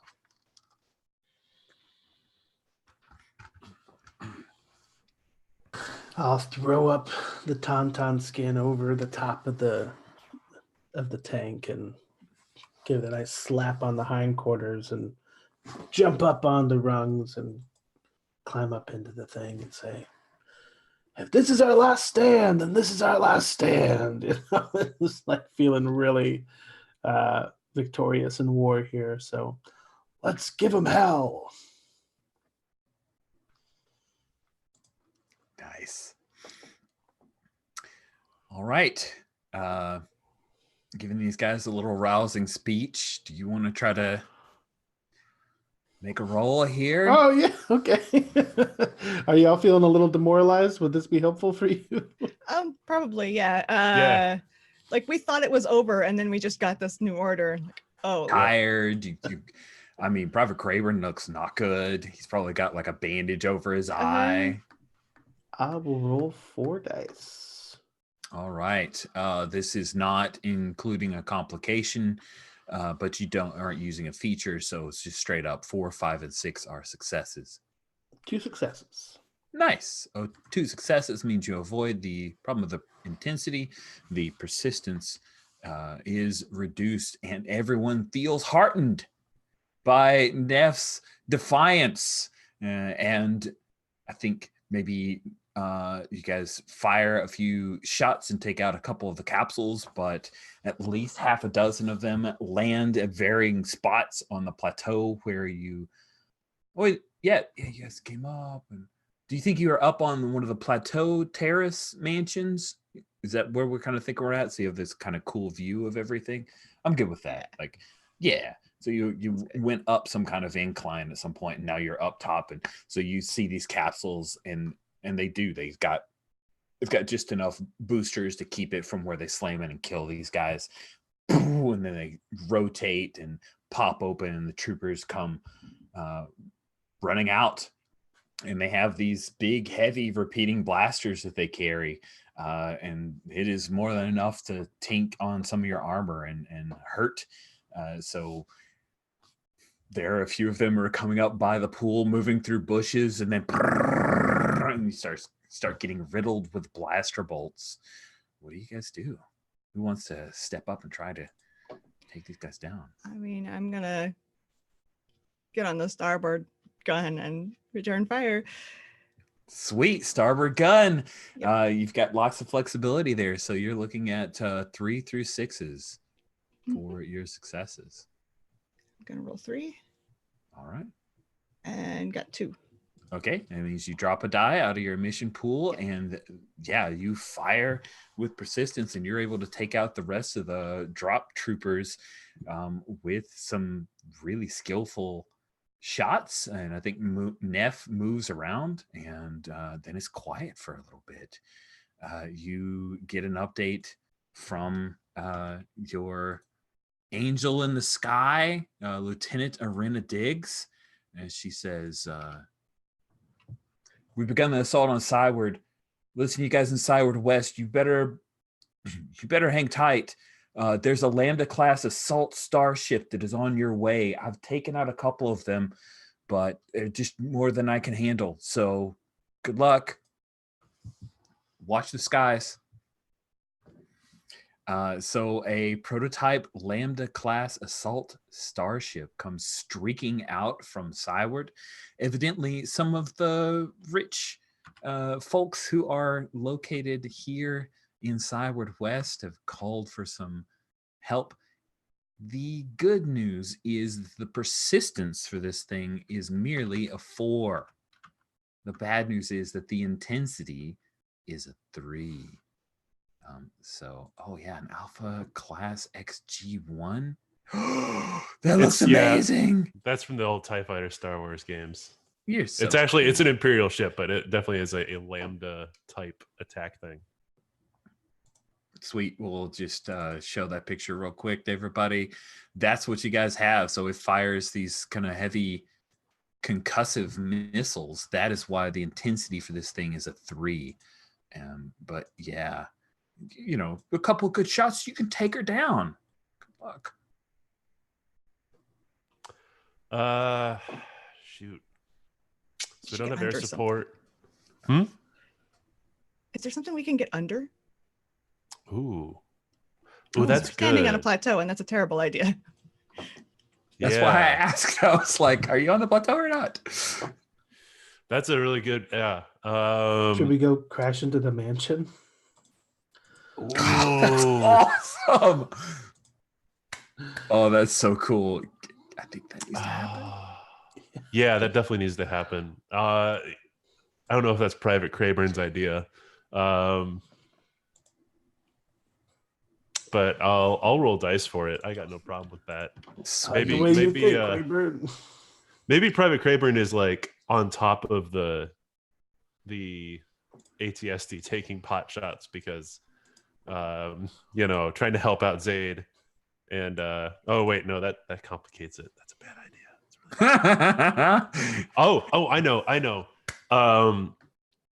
This is very Star Wars. I'm gonna start trying to jam their communications and their guidance systems for their rockets, because if we can kind of make that not as dangerous, that will help us out. So I start hitting the comm jammer. Sweet. All right, so you're trying to jam their comms. So let's go ahead and see you make the roll. I'm gonna add one. Hold on, real quick. I'm gonna add one more D6 here for me. And then I'm going to re-roll all of these. All right. Even though I'm highly superstitious about re-rolling dice that already have high numbers. But here we go. Oh, guys. Oh, I only got one success. So the good news is that I've rechecked that thing. And so the explode. difference is 2. You guys don't explode. You don't die, because my original reading of the rules is that you needed 3 total successes. But the difference is the difference between successes and what you needed, which means that no, you aren't all dead. The good news is that now the bad news is that I roll to pick a random crew member. This crew member immediately loses 2 dice. I will roll a purple D6. The 1 and the 2 will be Corporal Neff. The 3 and the 4 is Private Zaid, and Private Crayburn is a 5 or a 6. I think all of you guys could afford to lose 2 dice, so you're fine. Don't worry about it. Stop fretting. It's fine. It's fine. I'm only down to 1 die now. Oh, okay. Because I had to eliminate these 3 fails. It is Zaid for Private Zaid. So here's what happens. You're trying to jam the comms, and you know, the ship still has spotted you guys. So it fires a battery of missiles that come in on the port side where Zaid is. And one of the explosions comes through the eyelet of the ATST, and you get hit with shrapnel, Zaid. You lose 2 dice immediately. 2 mission dice. That hurts, right? Yeah, sweet. And then it flies away. Now, you did get 1 success, so you did take down a little bit of the persistence. She doesn't have any backup. This Lambda class assault starship, which I now am going to call it by the Alpha class XG1 Star Wing. That is a lot to say, but it is what it is, and it's great. Star Wing flies past. It's one of those, like, it hits the sound barrier, right? It's like an explosion as you guys get hit by all kinds of those concussive missiles. The drunk Tauntaun, she's got some serious battle damage right now. She is looking rough. Probably blew that rug right off the top of her head. Wig snatched. Did Crayburn have any success with affecting their guidance systems? Yeah, their guidance systems are not good. Kind of wobbles a little bit, but they have no comms back with whatever tower sent them or with any of their backups, so they're not going to be able to call for any help. But still, they can take you guys out and figure that that walker's jamming us. Take it out. Well, now that I know that they have to rely on manual aiming, they don't have the heat seeking or whatever warheads. I think if we can get some cover between us and them, they'll have a harder time of hitting us because they won't know exactly where we are. And I turn around and look, and the only cover for a good distance on top of this plateau is this nice palatial estate up here. So I just crush through their hedge maze and leap over the fountain. And I'm going to try to get into the mansion and say, sorry about your Endorian glass doors or whatever, and just plow in, get under the cover of their roof. Try to regroup. All right, let's see it. You crashed into the mansion, right, to get yourselves a little bit of cover. I only have 3 dice, so I'm going to roll them all. Oh, sweet. Might as well. Oh, I should have thought of a complication too late. 1 success. Oh, man, 1 success. You're down to 1. Down to 1 die. 1 die. Sweet. So you move into the mansion. A couple of concussive missiles explode around you. And I think what happens is that this was shoddy workmanship. This is one of those McMansions. And so a lot more of this mansion comes down around you than you anticipated. It really should have stayed up. And now I will roll randomly to see who loses 2 dice. Oh man, here we go. It's the same setup. It's 4. Man, it's perfect. Zane takes more damage, but Zane can handle it, kind of. Yeah. I was hoping it'd be me because I'm the only one with more than 1 die. Well, Kramer's got 4 mission dice, right? So, yeah. I have not been updating that. My bad. Oh, I've just been keeping dice on according to the roll for your party. I only have 1 from the roll for your party. Oh, sweet. That's really cool. At a table, that would be a really awesome way to tell things. But Rich keeps looking back at the old thing. So this is not looking good at all. No. Now, the good news is 4 you did have that between us. They're down to 2 persistence. Oh, good. Yeah. So the Alpha class Star Wing. But again, you guys went into the McMansion. It just falls around you, and Zaid. I think what happens is she gets knocked to the side, and you get thrown clear. Your harness, you kind of flip that at one point to help Crayburn, and your head bashes against the top there, and it's starting to bleed. It's kind of the blood's trickling. Your blood's trickling down into one of your eyes. It burns a little bit from the shrapnel. Yeah, the shrapnel is still hurting. This is not good. But I think it's up to you to do something here. Okay, 2 persistence. I have 2 dice. It looks like you have 1 complication die. Have you already cleared that one? Right. I have not. All right, you're on 3 dice. I have 3 dice. Let's see. And you can always introduce a new complication. Yes, you can. House. So, looking to see if we can use any of our features here. Amphibious probably wouldn't help us here. Silence. I mean, they're not listening for us. They saw the mansion fall, but I know where we are. Cheap ass McMansion. Dang it. Yeah, that replaced gun. Yeah, you know what? If our mobility is not great right now because there's all this rubble around us. But do have this gun that has an increased range, so I think that's probably what I'm using. Okay, let's do that. Is there a way to help? I forget.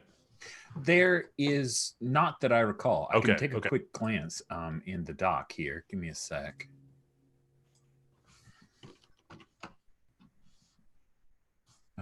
Let's see.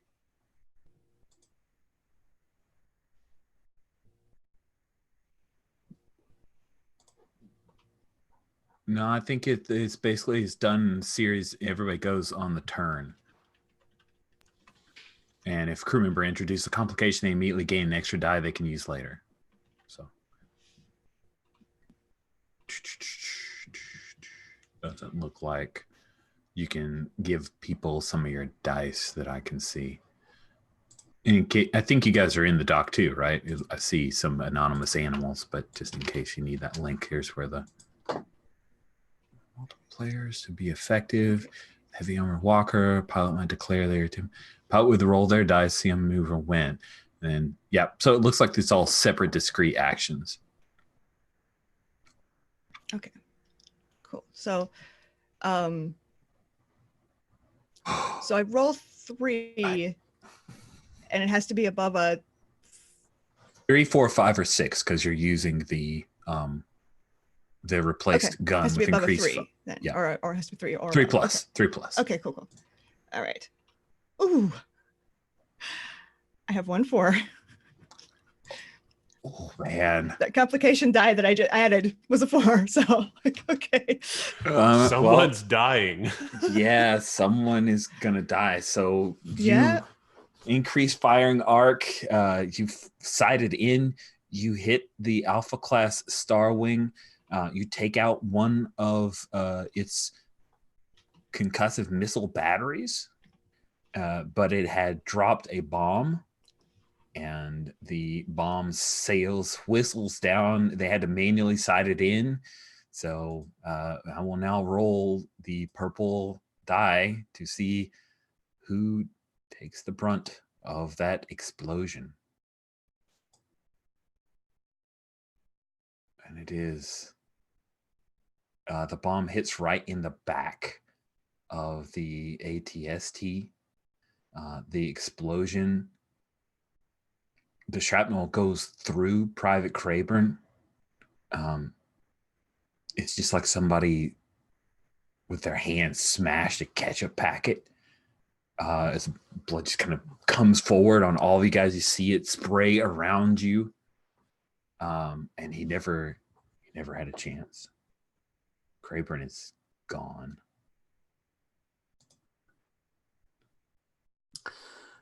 I grab Crayburn's gun with the grenade launcher attachment. I crawl out of the ATST, moving aside rubble. This thing is toast, but I'm not going to go down without a fight. So that's insane. This is great. The complication is like resigned to death, right? Okay. I mean, you're outside of the protection, such as it is, of the ATST. Yes. So I'm just going to be standing out on the lawn and waiting for that shuttle to be. That's insane. Okay, so the good news is that if it has 1 persistence, if you get 1 success, you obviate having to do the comparison because it's gone. So there's that. However, you are resigned to death. So I do think that the complication is in effect here. Does that feel fair? Yep. 2 dice looking for 1 5 or 1 6, basically. Mm-hmm. Okay. Gonna clear that one out and roll 2 fresh ones. Boxcars, baby! Wow, that is insane. Oh, that's crazy. That is crazy. Oh, okay, so you fire this little and it kind of circles up, and the side of the sky wing is Yeah, the Star Wing guy, the pilot looks at it and he ignores it, right? He's still trying to dial you in. He's had to throw the sighting mechanisms out and he's doing it manually. And then that thing just, poof, it just pops right in front of the plexiglass Durasteel, not Durasteel, like I can't remember what the Star Wars word is for a thing of that is glass you can see through. So plastisteel, I think it's called, but then explodes and he goes sailing out, and eventually you see it off in the distance. The Star Wing goes down. Everyone gets back. I'm sorry, Private Craven doesn't. Everyone else gets back one mission die. Yeah. And Zaid, you check things out. You guys are low on Tabana gas. Yeah. Yeah, those lasers don't have a lot of shots left in them. Probably don't have many grenades left either. No, you're low. You're doing a quick count.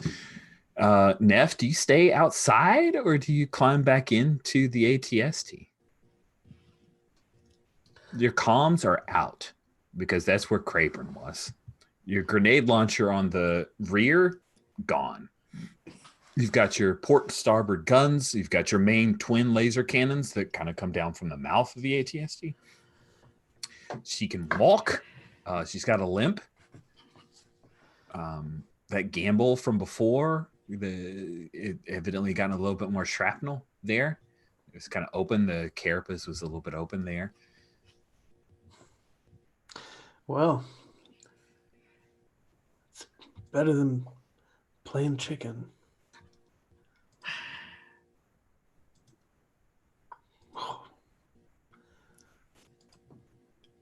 That just brings back memories of Crayburn. Yeah. Let's do it for the private, huh?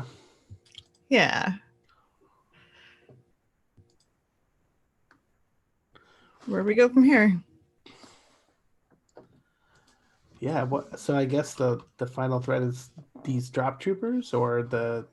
So you've taken out the drop troopers. You're currently low on Tabina gas, and I think what that means, because I didn't work with you to define it, but I think what that means is you've got reduced arms, and we'll just say that until you get some Tabina gas, you can't fire the main gun. So you've got to go with your port and starboard. We have one gun. Yeah, you have one gun. And So if you wanted to go on a mission to try to find some Tabina gas, maybe grab some canisters out of the AAT, then you can. Otherwise, you can just resolve that as a complication and move on to our final obstacle. It's up to you. Do you want to look for the downed shuttle or the AT, the hover tank? I mean, I think we're a lot closer to the hover tank. Yep, you are up on the. Let's backtrack down to the city streets. Cool. She's definitely a drunk tauntaun as your ATST starts lumbering forward towards the AAT, the hover tank. You see that there are some people moving along, Zaid, some people with carbine blasters. You're going to have to try to move through that, or maybe you can take them out. So what do you do, Zaid? I am uncharacteristically like trying to snipe them as opposed to just shooting, like everything. Because like I could see the little, the little red gauge on here going down and down. Like, oh, you're okay. I'm gonna save what little gas we have as much as possible, and I'm like slowly like going through 1, 2, taking them out one at a time. And meanwhile they're shooting this whole time, so it's a slow process and it's sort of risky, but on the other hand we're reasonably well armored, so yeah, you're fine. Yeah, it's fine. Everything's great. I have 2 dice. Okay. I'm gonna roll them both. Actually, do I want a complication? I mean, I guess that is the complication, that I have to go slow and because Yeah. to All right. conserve There gas. you go. So get 3 dice then. Let me put another one on here. Okay, so that one's a 5. And let me roll the other 2.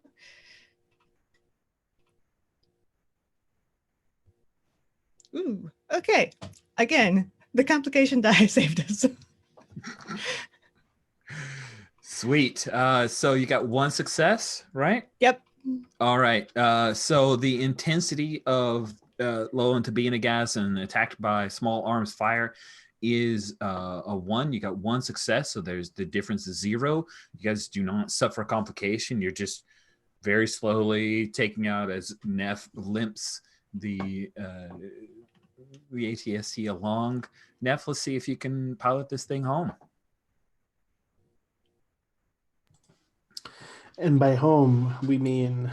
Oh, to where the Tabita gas is. Sorry, that's Okay. not the right phrase at all. Pilot it to the AAT tank so you guys can grab Yes. some Tabita gas canisters. Yes. That yeah. is what exactly you should be doing.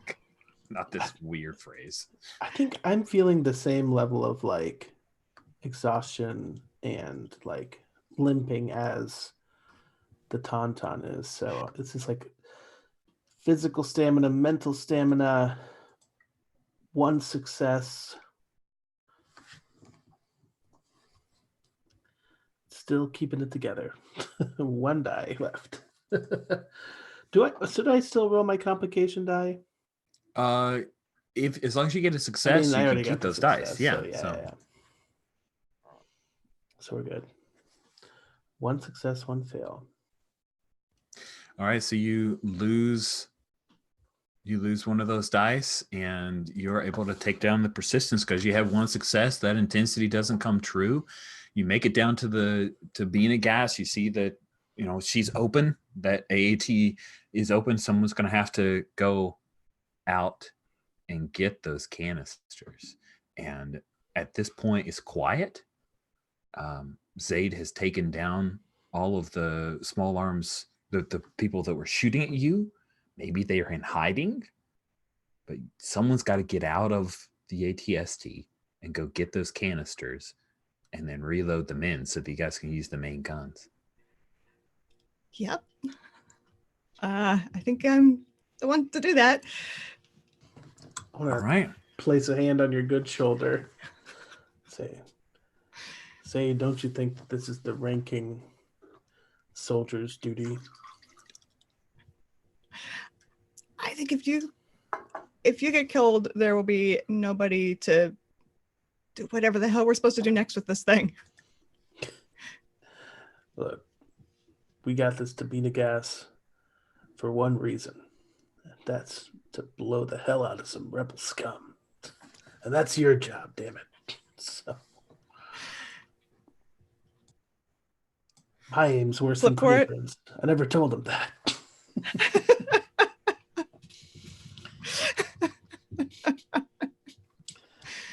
Nice bit of levity there. Pull out like a galactic coin or whatever. Yep. Let's do it. Let's flip a coin. Yeah. Literally. Sweet. Tokens. I don't have a coin. So roll a D10 maybe. I'll be evens. Okay. All right.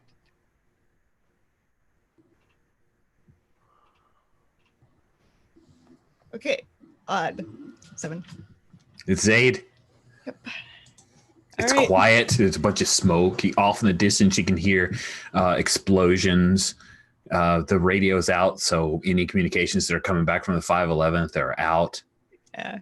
No idea if they're coming and when and what they want us to do in the meantime, but You're like a low fire from the mansion. The mansion is still burning. When you get out, is this where like we see like you reveal like this was like a double-sided coin or whatever? Like it's like a criminal. That's good. Nice. Both tails. All right, roll it, Zaid. All right. Let's see. As long as you get a success, complication you are that works? okay. If you get no successes, Neither of these complications apply because they're both complications for the machine, not for the people in it. Okay. So I have 1. All right. And I am dead. Got a 3. Yeah, you climb out, climb down, you head down, you grab one of the Tabina gas canisters, and a second one, you're heading back, and then you're shot in the back by someone with a blaster carbine. And Neff, you see that there are some of these security forces, and there's a rebel dropship trooper, and they're climbing up the legs. They're trying to get into the ATST. You know, they chance it. They think they're against the Bina gas canisters. Well, then you can't fire. What do you do? Just mutter under my breath. We could have had peace. We had peace. You rebels, you took it all away. It's all your fault. We finally finished the war, and then all this. You sons of skags or whatever. Love it. With the very last, like, below the E of our laser tanks, I just want to shoot the Dabina gas canister and just, like, blow up the whole. Oh my God, area. Yes. So here's the good news. You're not rolling to see if you hit the Dabina gas canister. You're not rolling to see if they all die. You're rolling to see if you survive. Okay, but I'm resigned to death, so I will take my complication into effect. Yes, you will. With my, so I guess I have 2 dice. Yep. Gotta get 5s and 6s. 1 success, 1 fail. Okay, because you have 1 success, the intensity doesn't come to pass. Oh no! Fire on that thing, the Dabina gas explodes. It's just this wave of heat. I mean, it singes your eyebrows, and because you've got an open area there, it wipes out all of the dropship trooper and the other security forces, and the Tauntaun is completely burnt to a crisp. The Tauntaun skin is burnt to a crisp. It took out Zaid's body. It's just this like burnt, mangled corpse. But it's quiet. You don't have any comms. You hear all the flames around you, and then you see that kind of, how the flames will make the air look kind of wavy. And then you see a silhouette of someone in the flames from that Dabina gas. The silhouette is a person that just moves forward, and they gesture with their hand, and the flames all die down. And you see there's a young Zabrak. You can see the horns on top of their head. They're wearing these kind of tan robes. And they gesture up at you. And then you see a blue lightsaber come up. And it starts running towards you. This Zabrak. I forgot this. This is the mission. Is like this is the 4th obstacle. Yeah.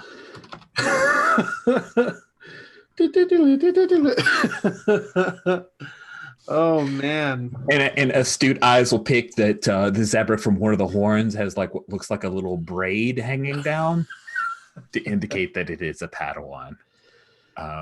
So the intensity of this Zabrak is 3. Yeah.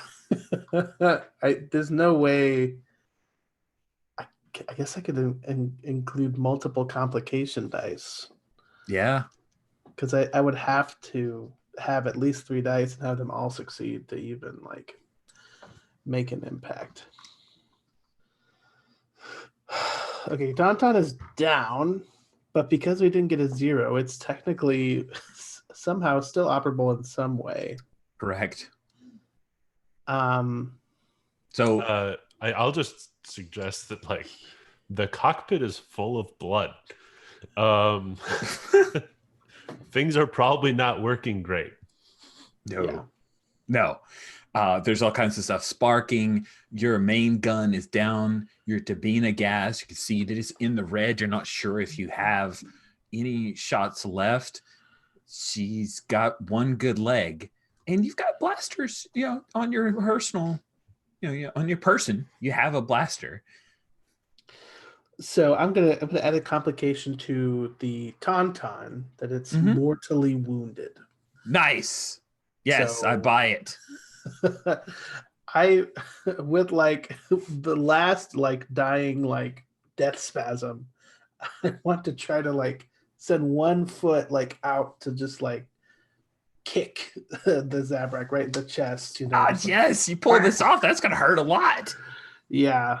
So, but it's also I'm rolling 3 dice and I only have 1 mission die left. So, and there's definitely a complication involved. Yeah. So, I got boxcars. Let's see if I can get. Nope. No successes. No successes. Sweet. So you kick forward. It's the same thing that you used to take out the speeder. The Zabrak, though, just dodges out of the way and then comes up, and the bottom half of the foot just goes flying past. The ATST trips and falls down, slams onto the ground, and you're dazed for a little bit, and you hear and you see this like red line open up. Oh yeah. Oh yeah. And then boom, the Zabrak pulls the hatch open and puts the lightsaber like in your face, looks around. I suggest that you surrender. What do you do?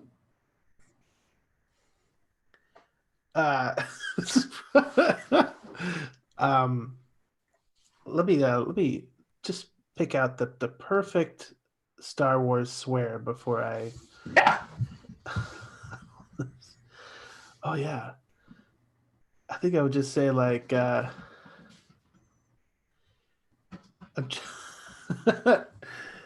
eat bantha poodoo. I say just like grab for a blaster. Probably very awesome. Yeah, you grab the, you imagine it like it's a blaster and they deflect it back at you. Is that yeah. cool? So boom, the blaster gets deflected back at you, and then the Jedi looks down at you, the Padawan,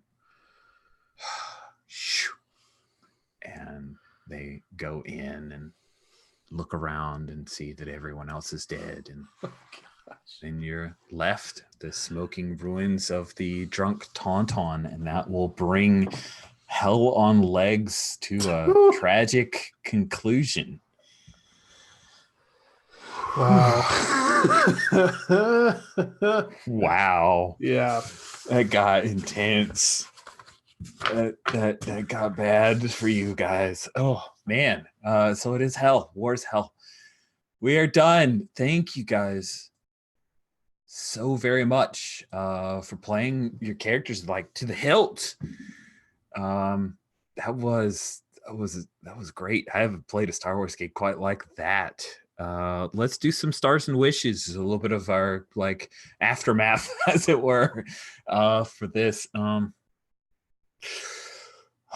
guys want to take like 2 minutes and then we'll do stars and wishes and stuff? All right, cool. I'm going to do a quick bio for a couple minutes. We'll see you guys.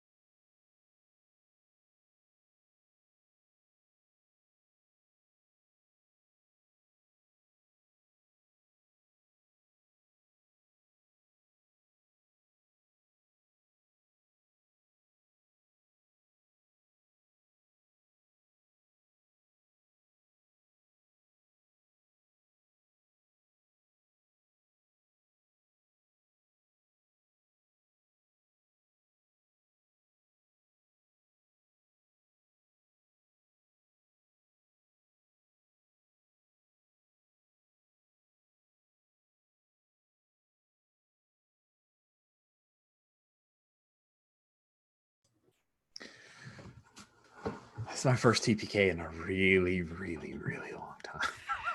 Yeah. Appropriate game for it. Yeah, appropriate. Ooh.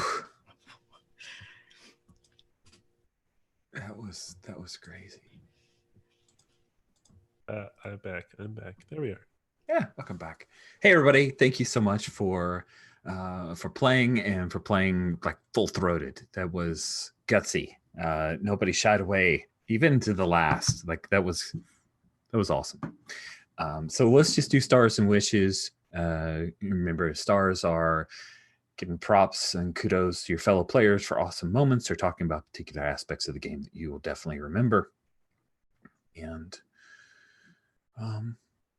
yeah, wishes are anything for future or any still remaining confusion points in the game, because I think I'm going to run this again sometime. So who would like to go first with stars and wishes?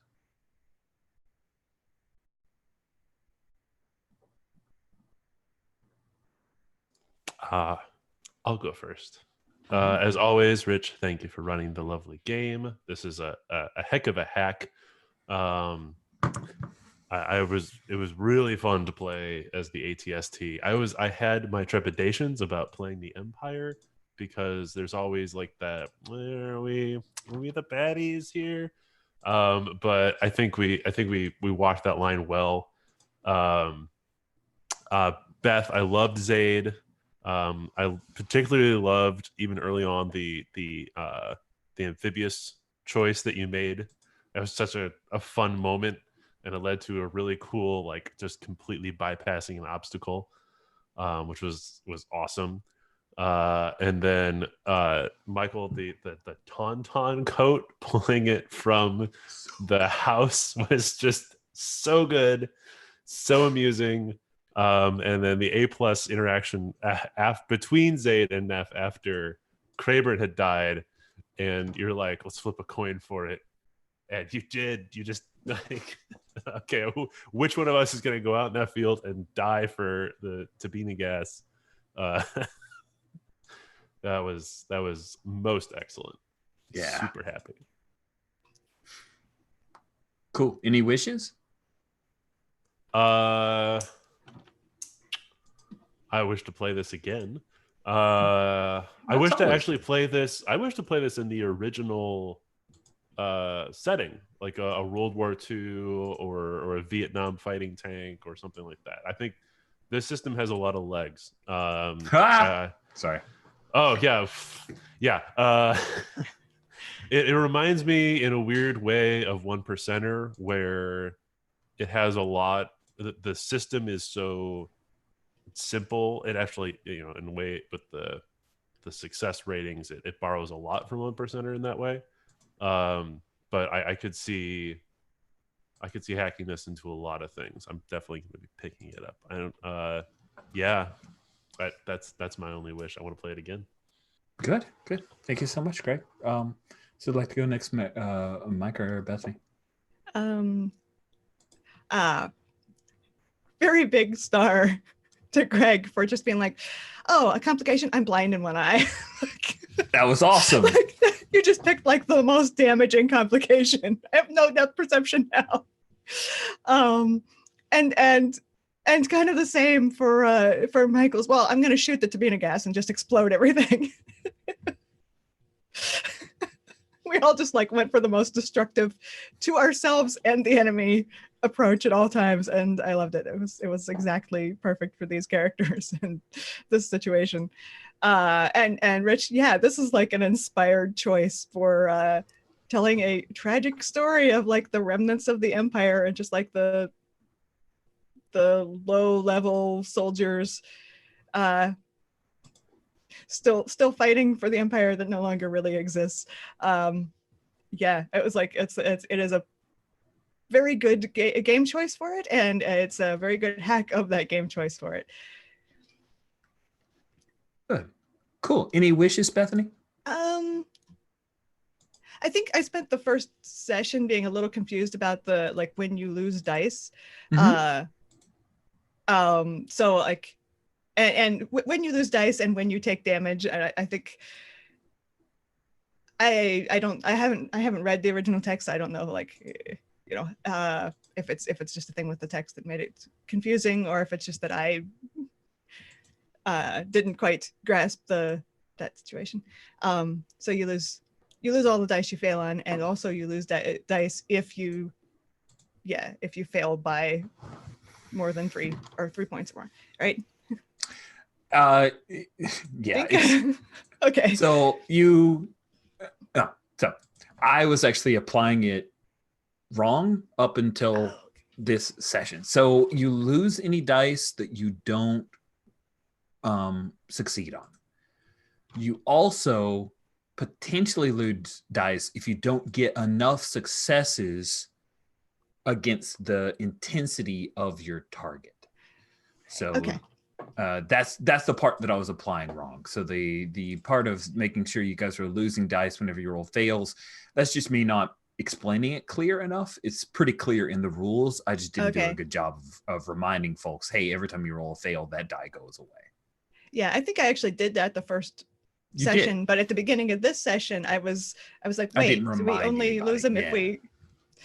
But no, I guess I was accidentally doing it right the first session.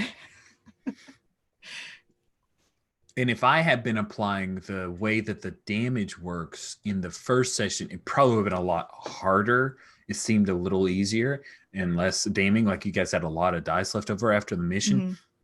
But yeah, on those intensity ones, as long as you get a success, there's nothing. If there's an intensity 2 and you get 1 success, then the difference is 1, and then a complication happens. And then intensity of 3 or 2, if you roll 0 or 1 success, then the difference of 2 means that people are losing dice, which we were doing. And then the 3, which is only happening on intensity 3, if you roll 0 successes, your walker's destroyed by the threat. So so we stumbled into it, but I actually think the game was written pretty clearly. I'm just not used to it, and I had to kind of find my way to it, which is not great for you guys as players, and I apologize. Sorry. We got there, so. Cool. Thank you very much, Bethany. Mike, what do you got?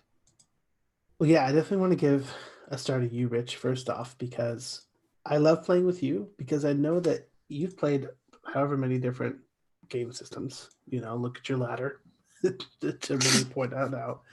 So even if we are trying something new, we're not sure on the rules, I have never experienced you like say, well, hold on now, let's open up to page 14 and see, like, you just like, what's fun right now, let's keep going. And that's always really awesome. So that being said, I do think the game is really cool and tight, like everyone has been mentioning. I think at first I was like, I don't know if this has got enough meat on the bones or what, but when we got to those final moments of like, oh crap, we're down to 1 or 2 dice, and like the persistence is this, it's like, I really like that gave me like an emotional excitement from the rules, which is like, I think like a hallmark of like good game design is like when the rules and the mechanics actually make you feel something. So that was awesome in that regard.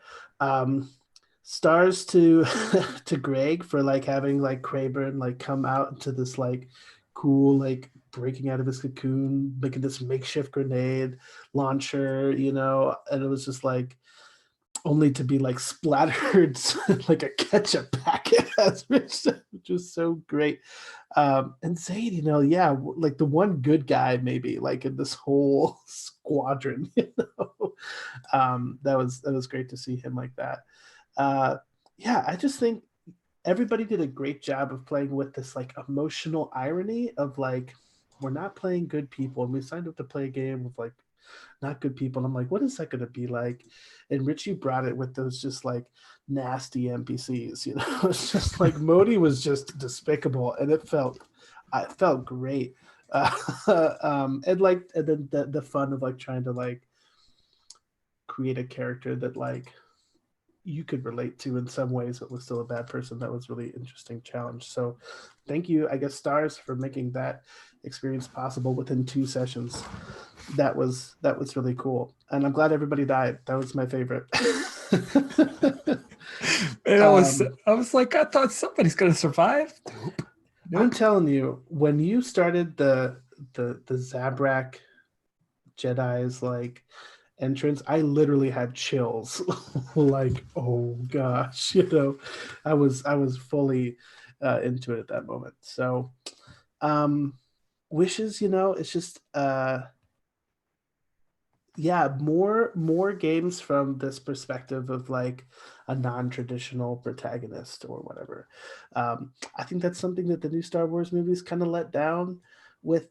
Like they started introducing like, hey, like maybe these stormtroopers aren't all bad people, and then they're just like gunning them down left and right without any thought. It's like, oh man, but maybe they're cool, like these other people that we saw. But yeah, so keep doing that, just to get some that roundness to your awesome campaign world that you've built here. So Thank you. there you go. Thank you. Thank you all so much for giving this a shot. I really enjoyed your characters. I love how they were different flavors of, misled versus just military, doesn't matter who I'm fighting for, versus, hey, this was better than going to jail. Like all of those felt very like Platoon, Full Metal Jacket kind of vibe going on. And I love that. And you guys actually, like, the mechanics pushed us to an end that was not that dissimilar from the movie Fury, which is amazing. Like, so that was great. Thank you all so much for playing. This was a great 2 sessions. It's a delight. It's already a highlight of my year. So we will stop here. And next time that I run next week is I'll be at a local convention. After that, I'm running another, like they're going to be playing Stormtroopers in a game called Extinction. So we'll see how that one goes. All right. Thank you guys so much. I'll stop the stream here.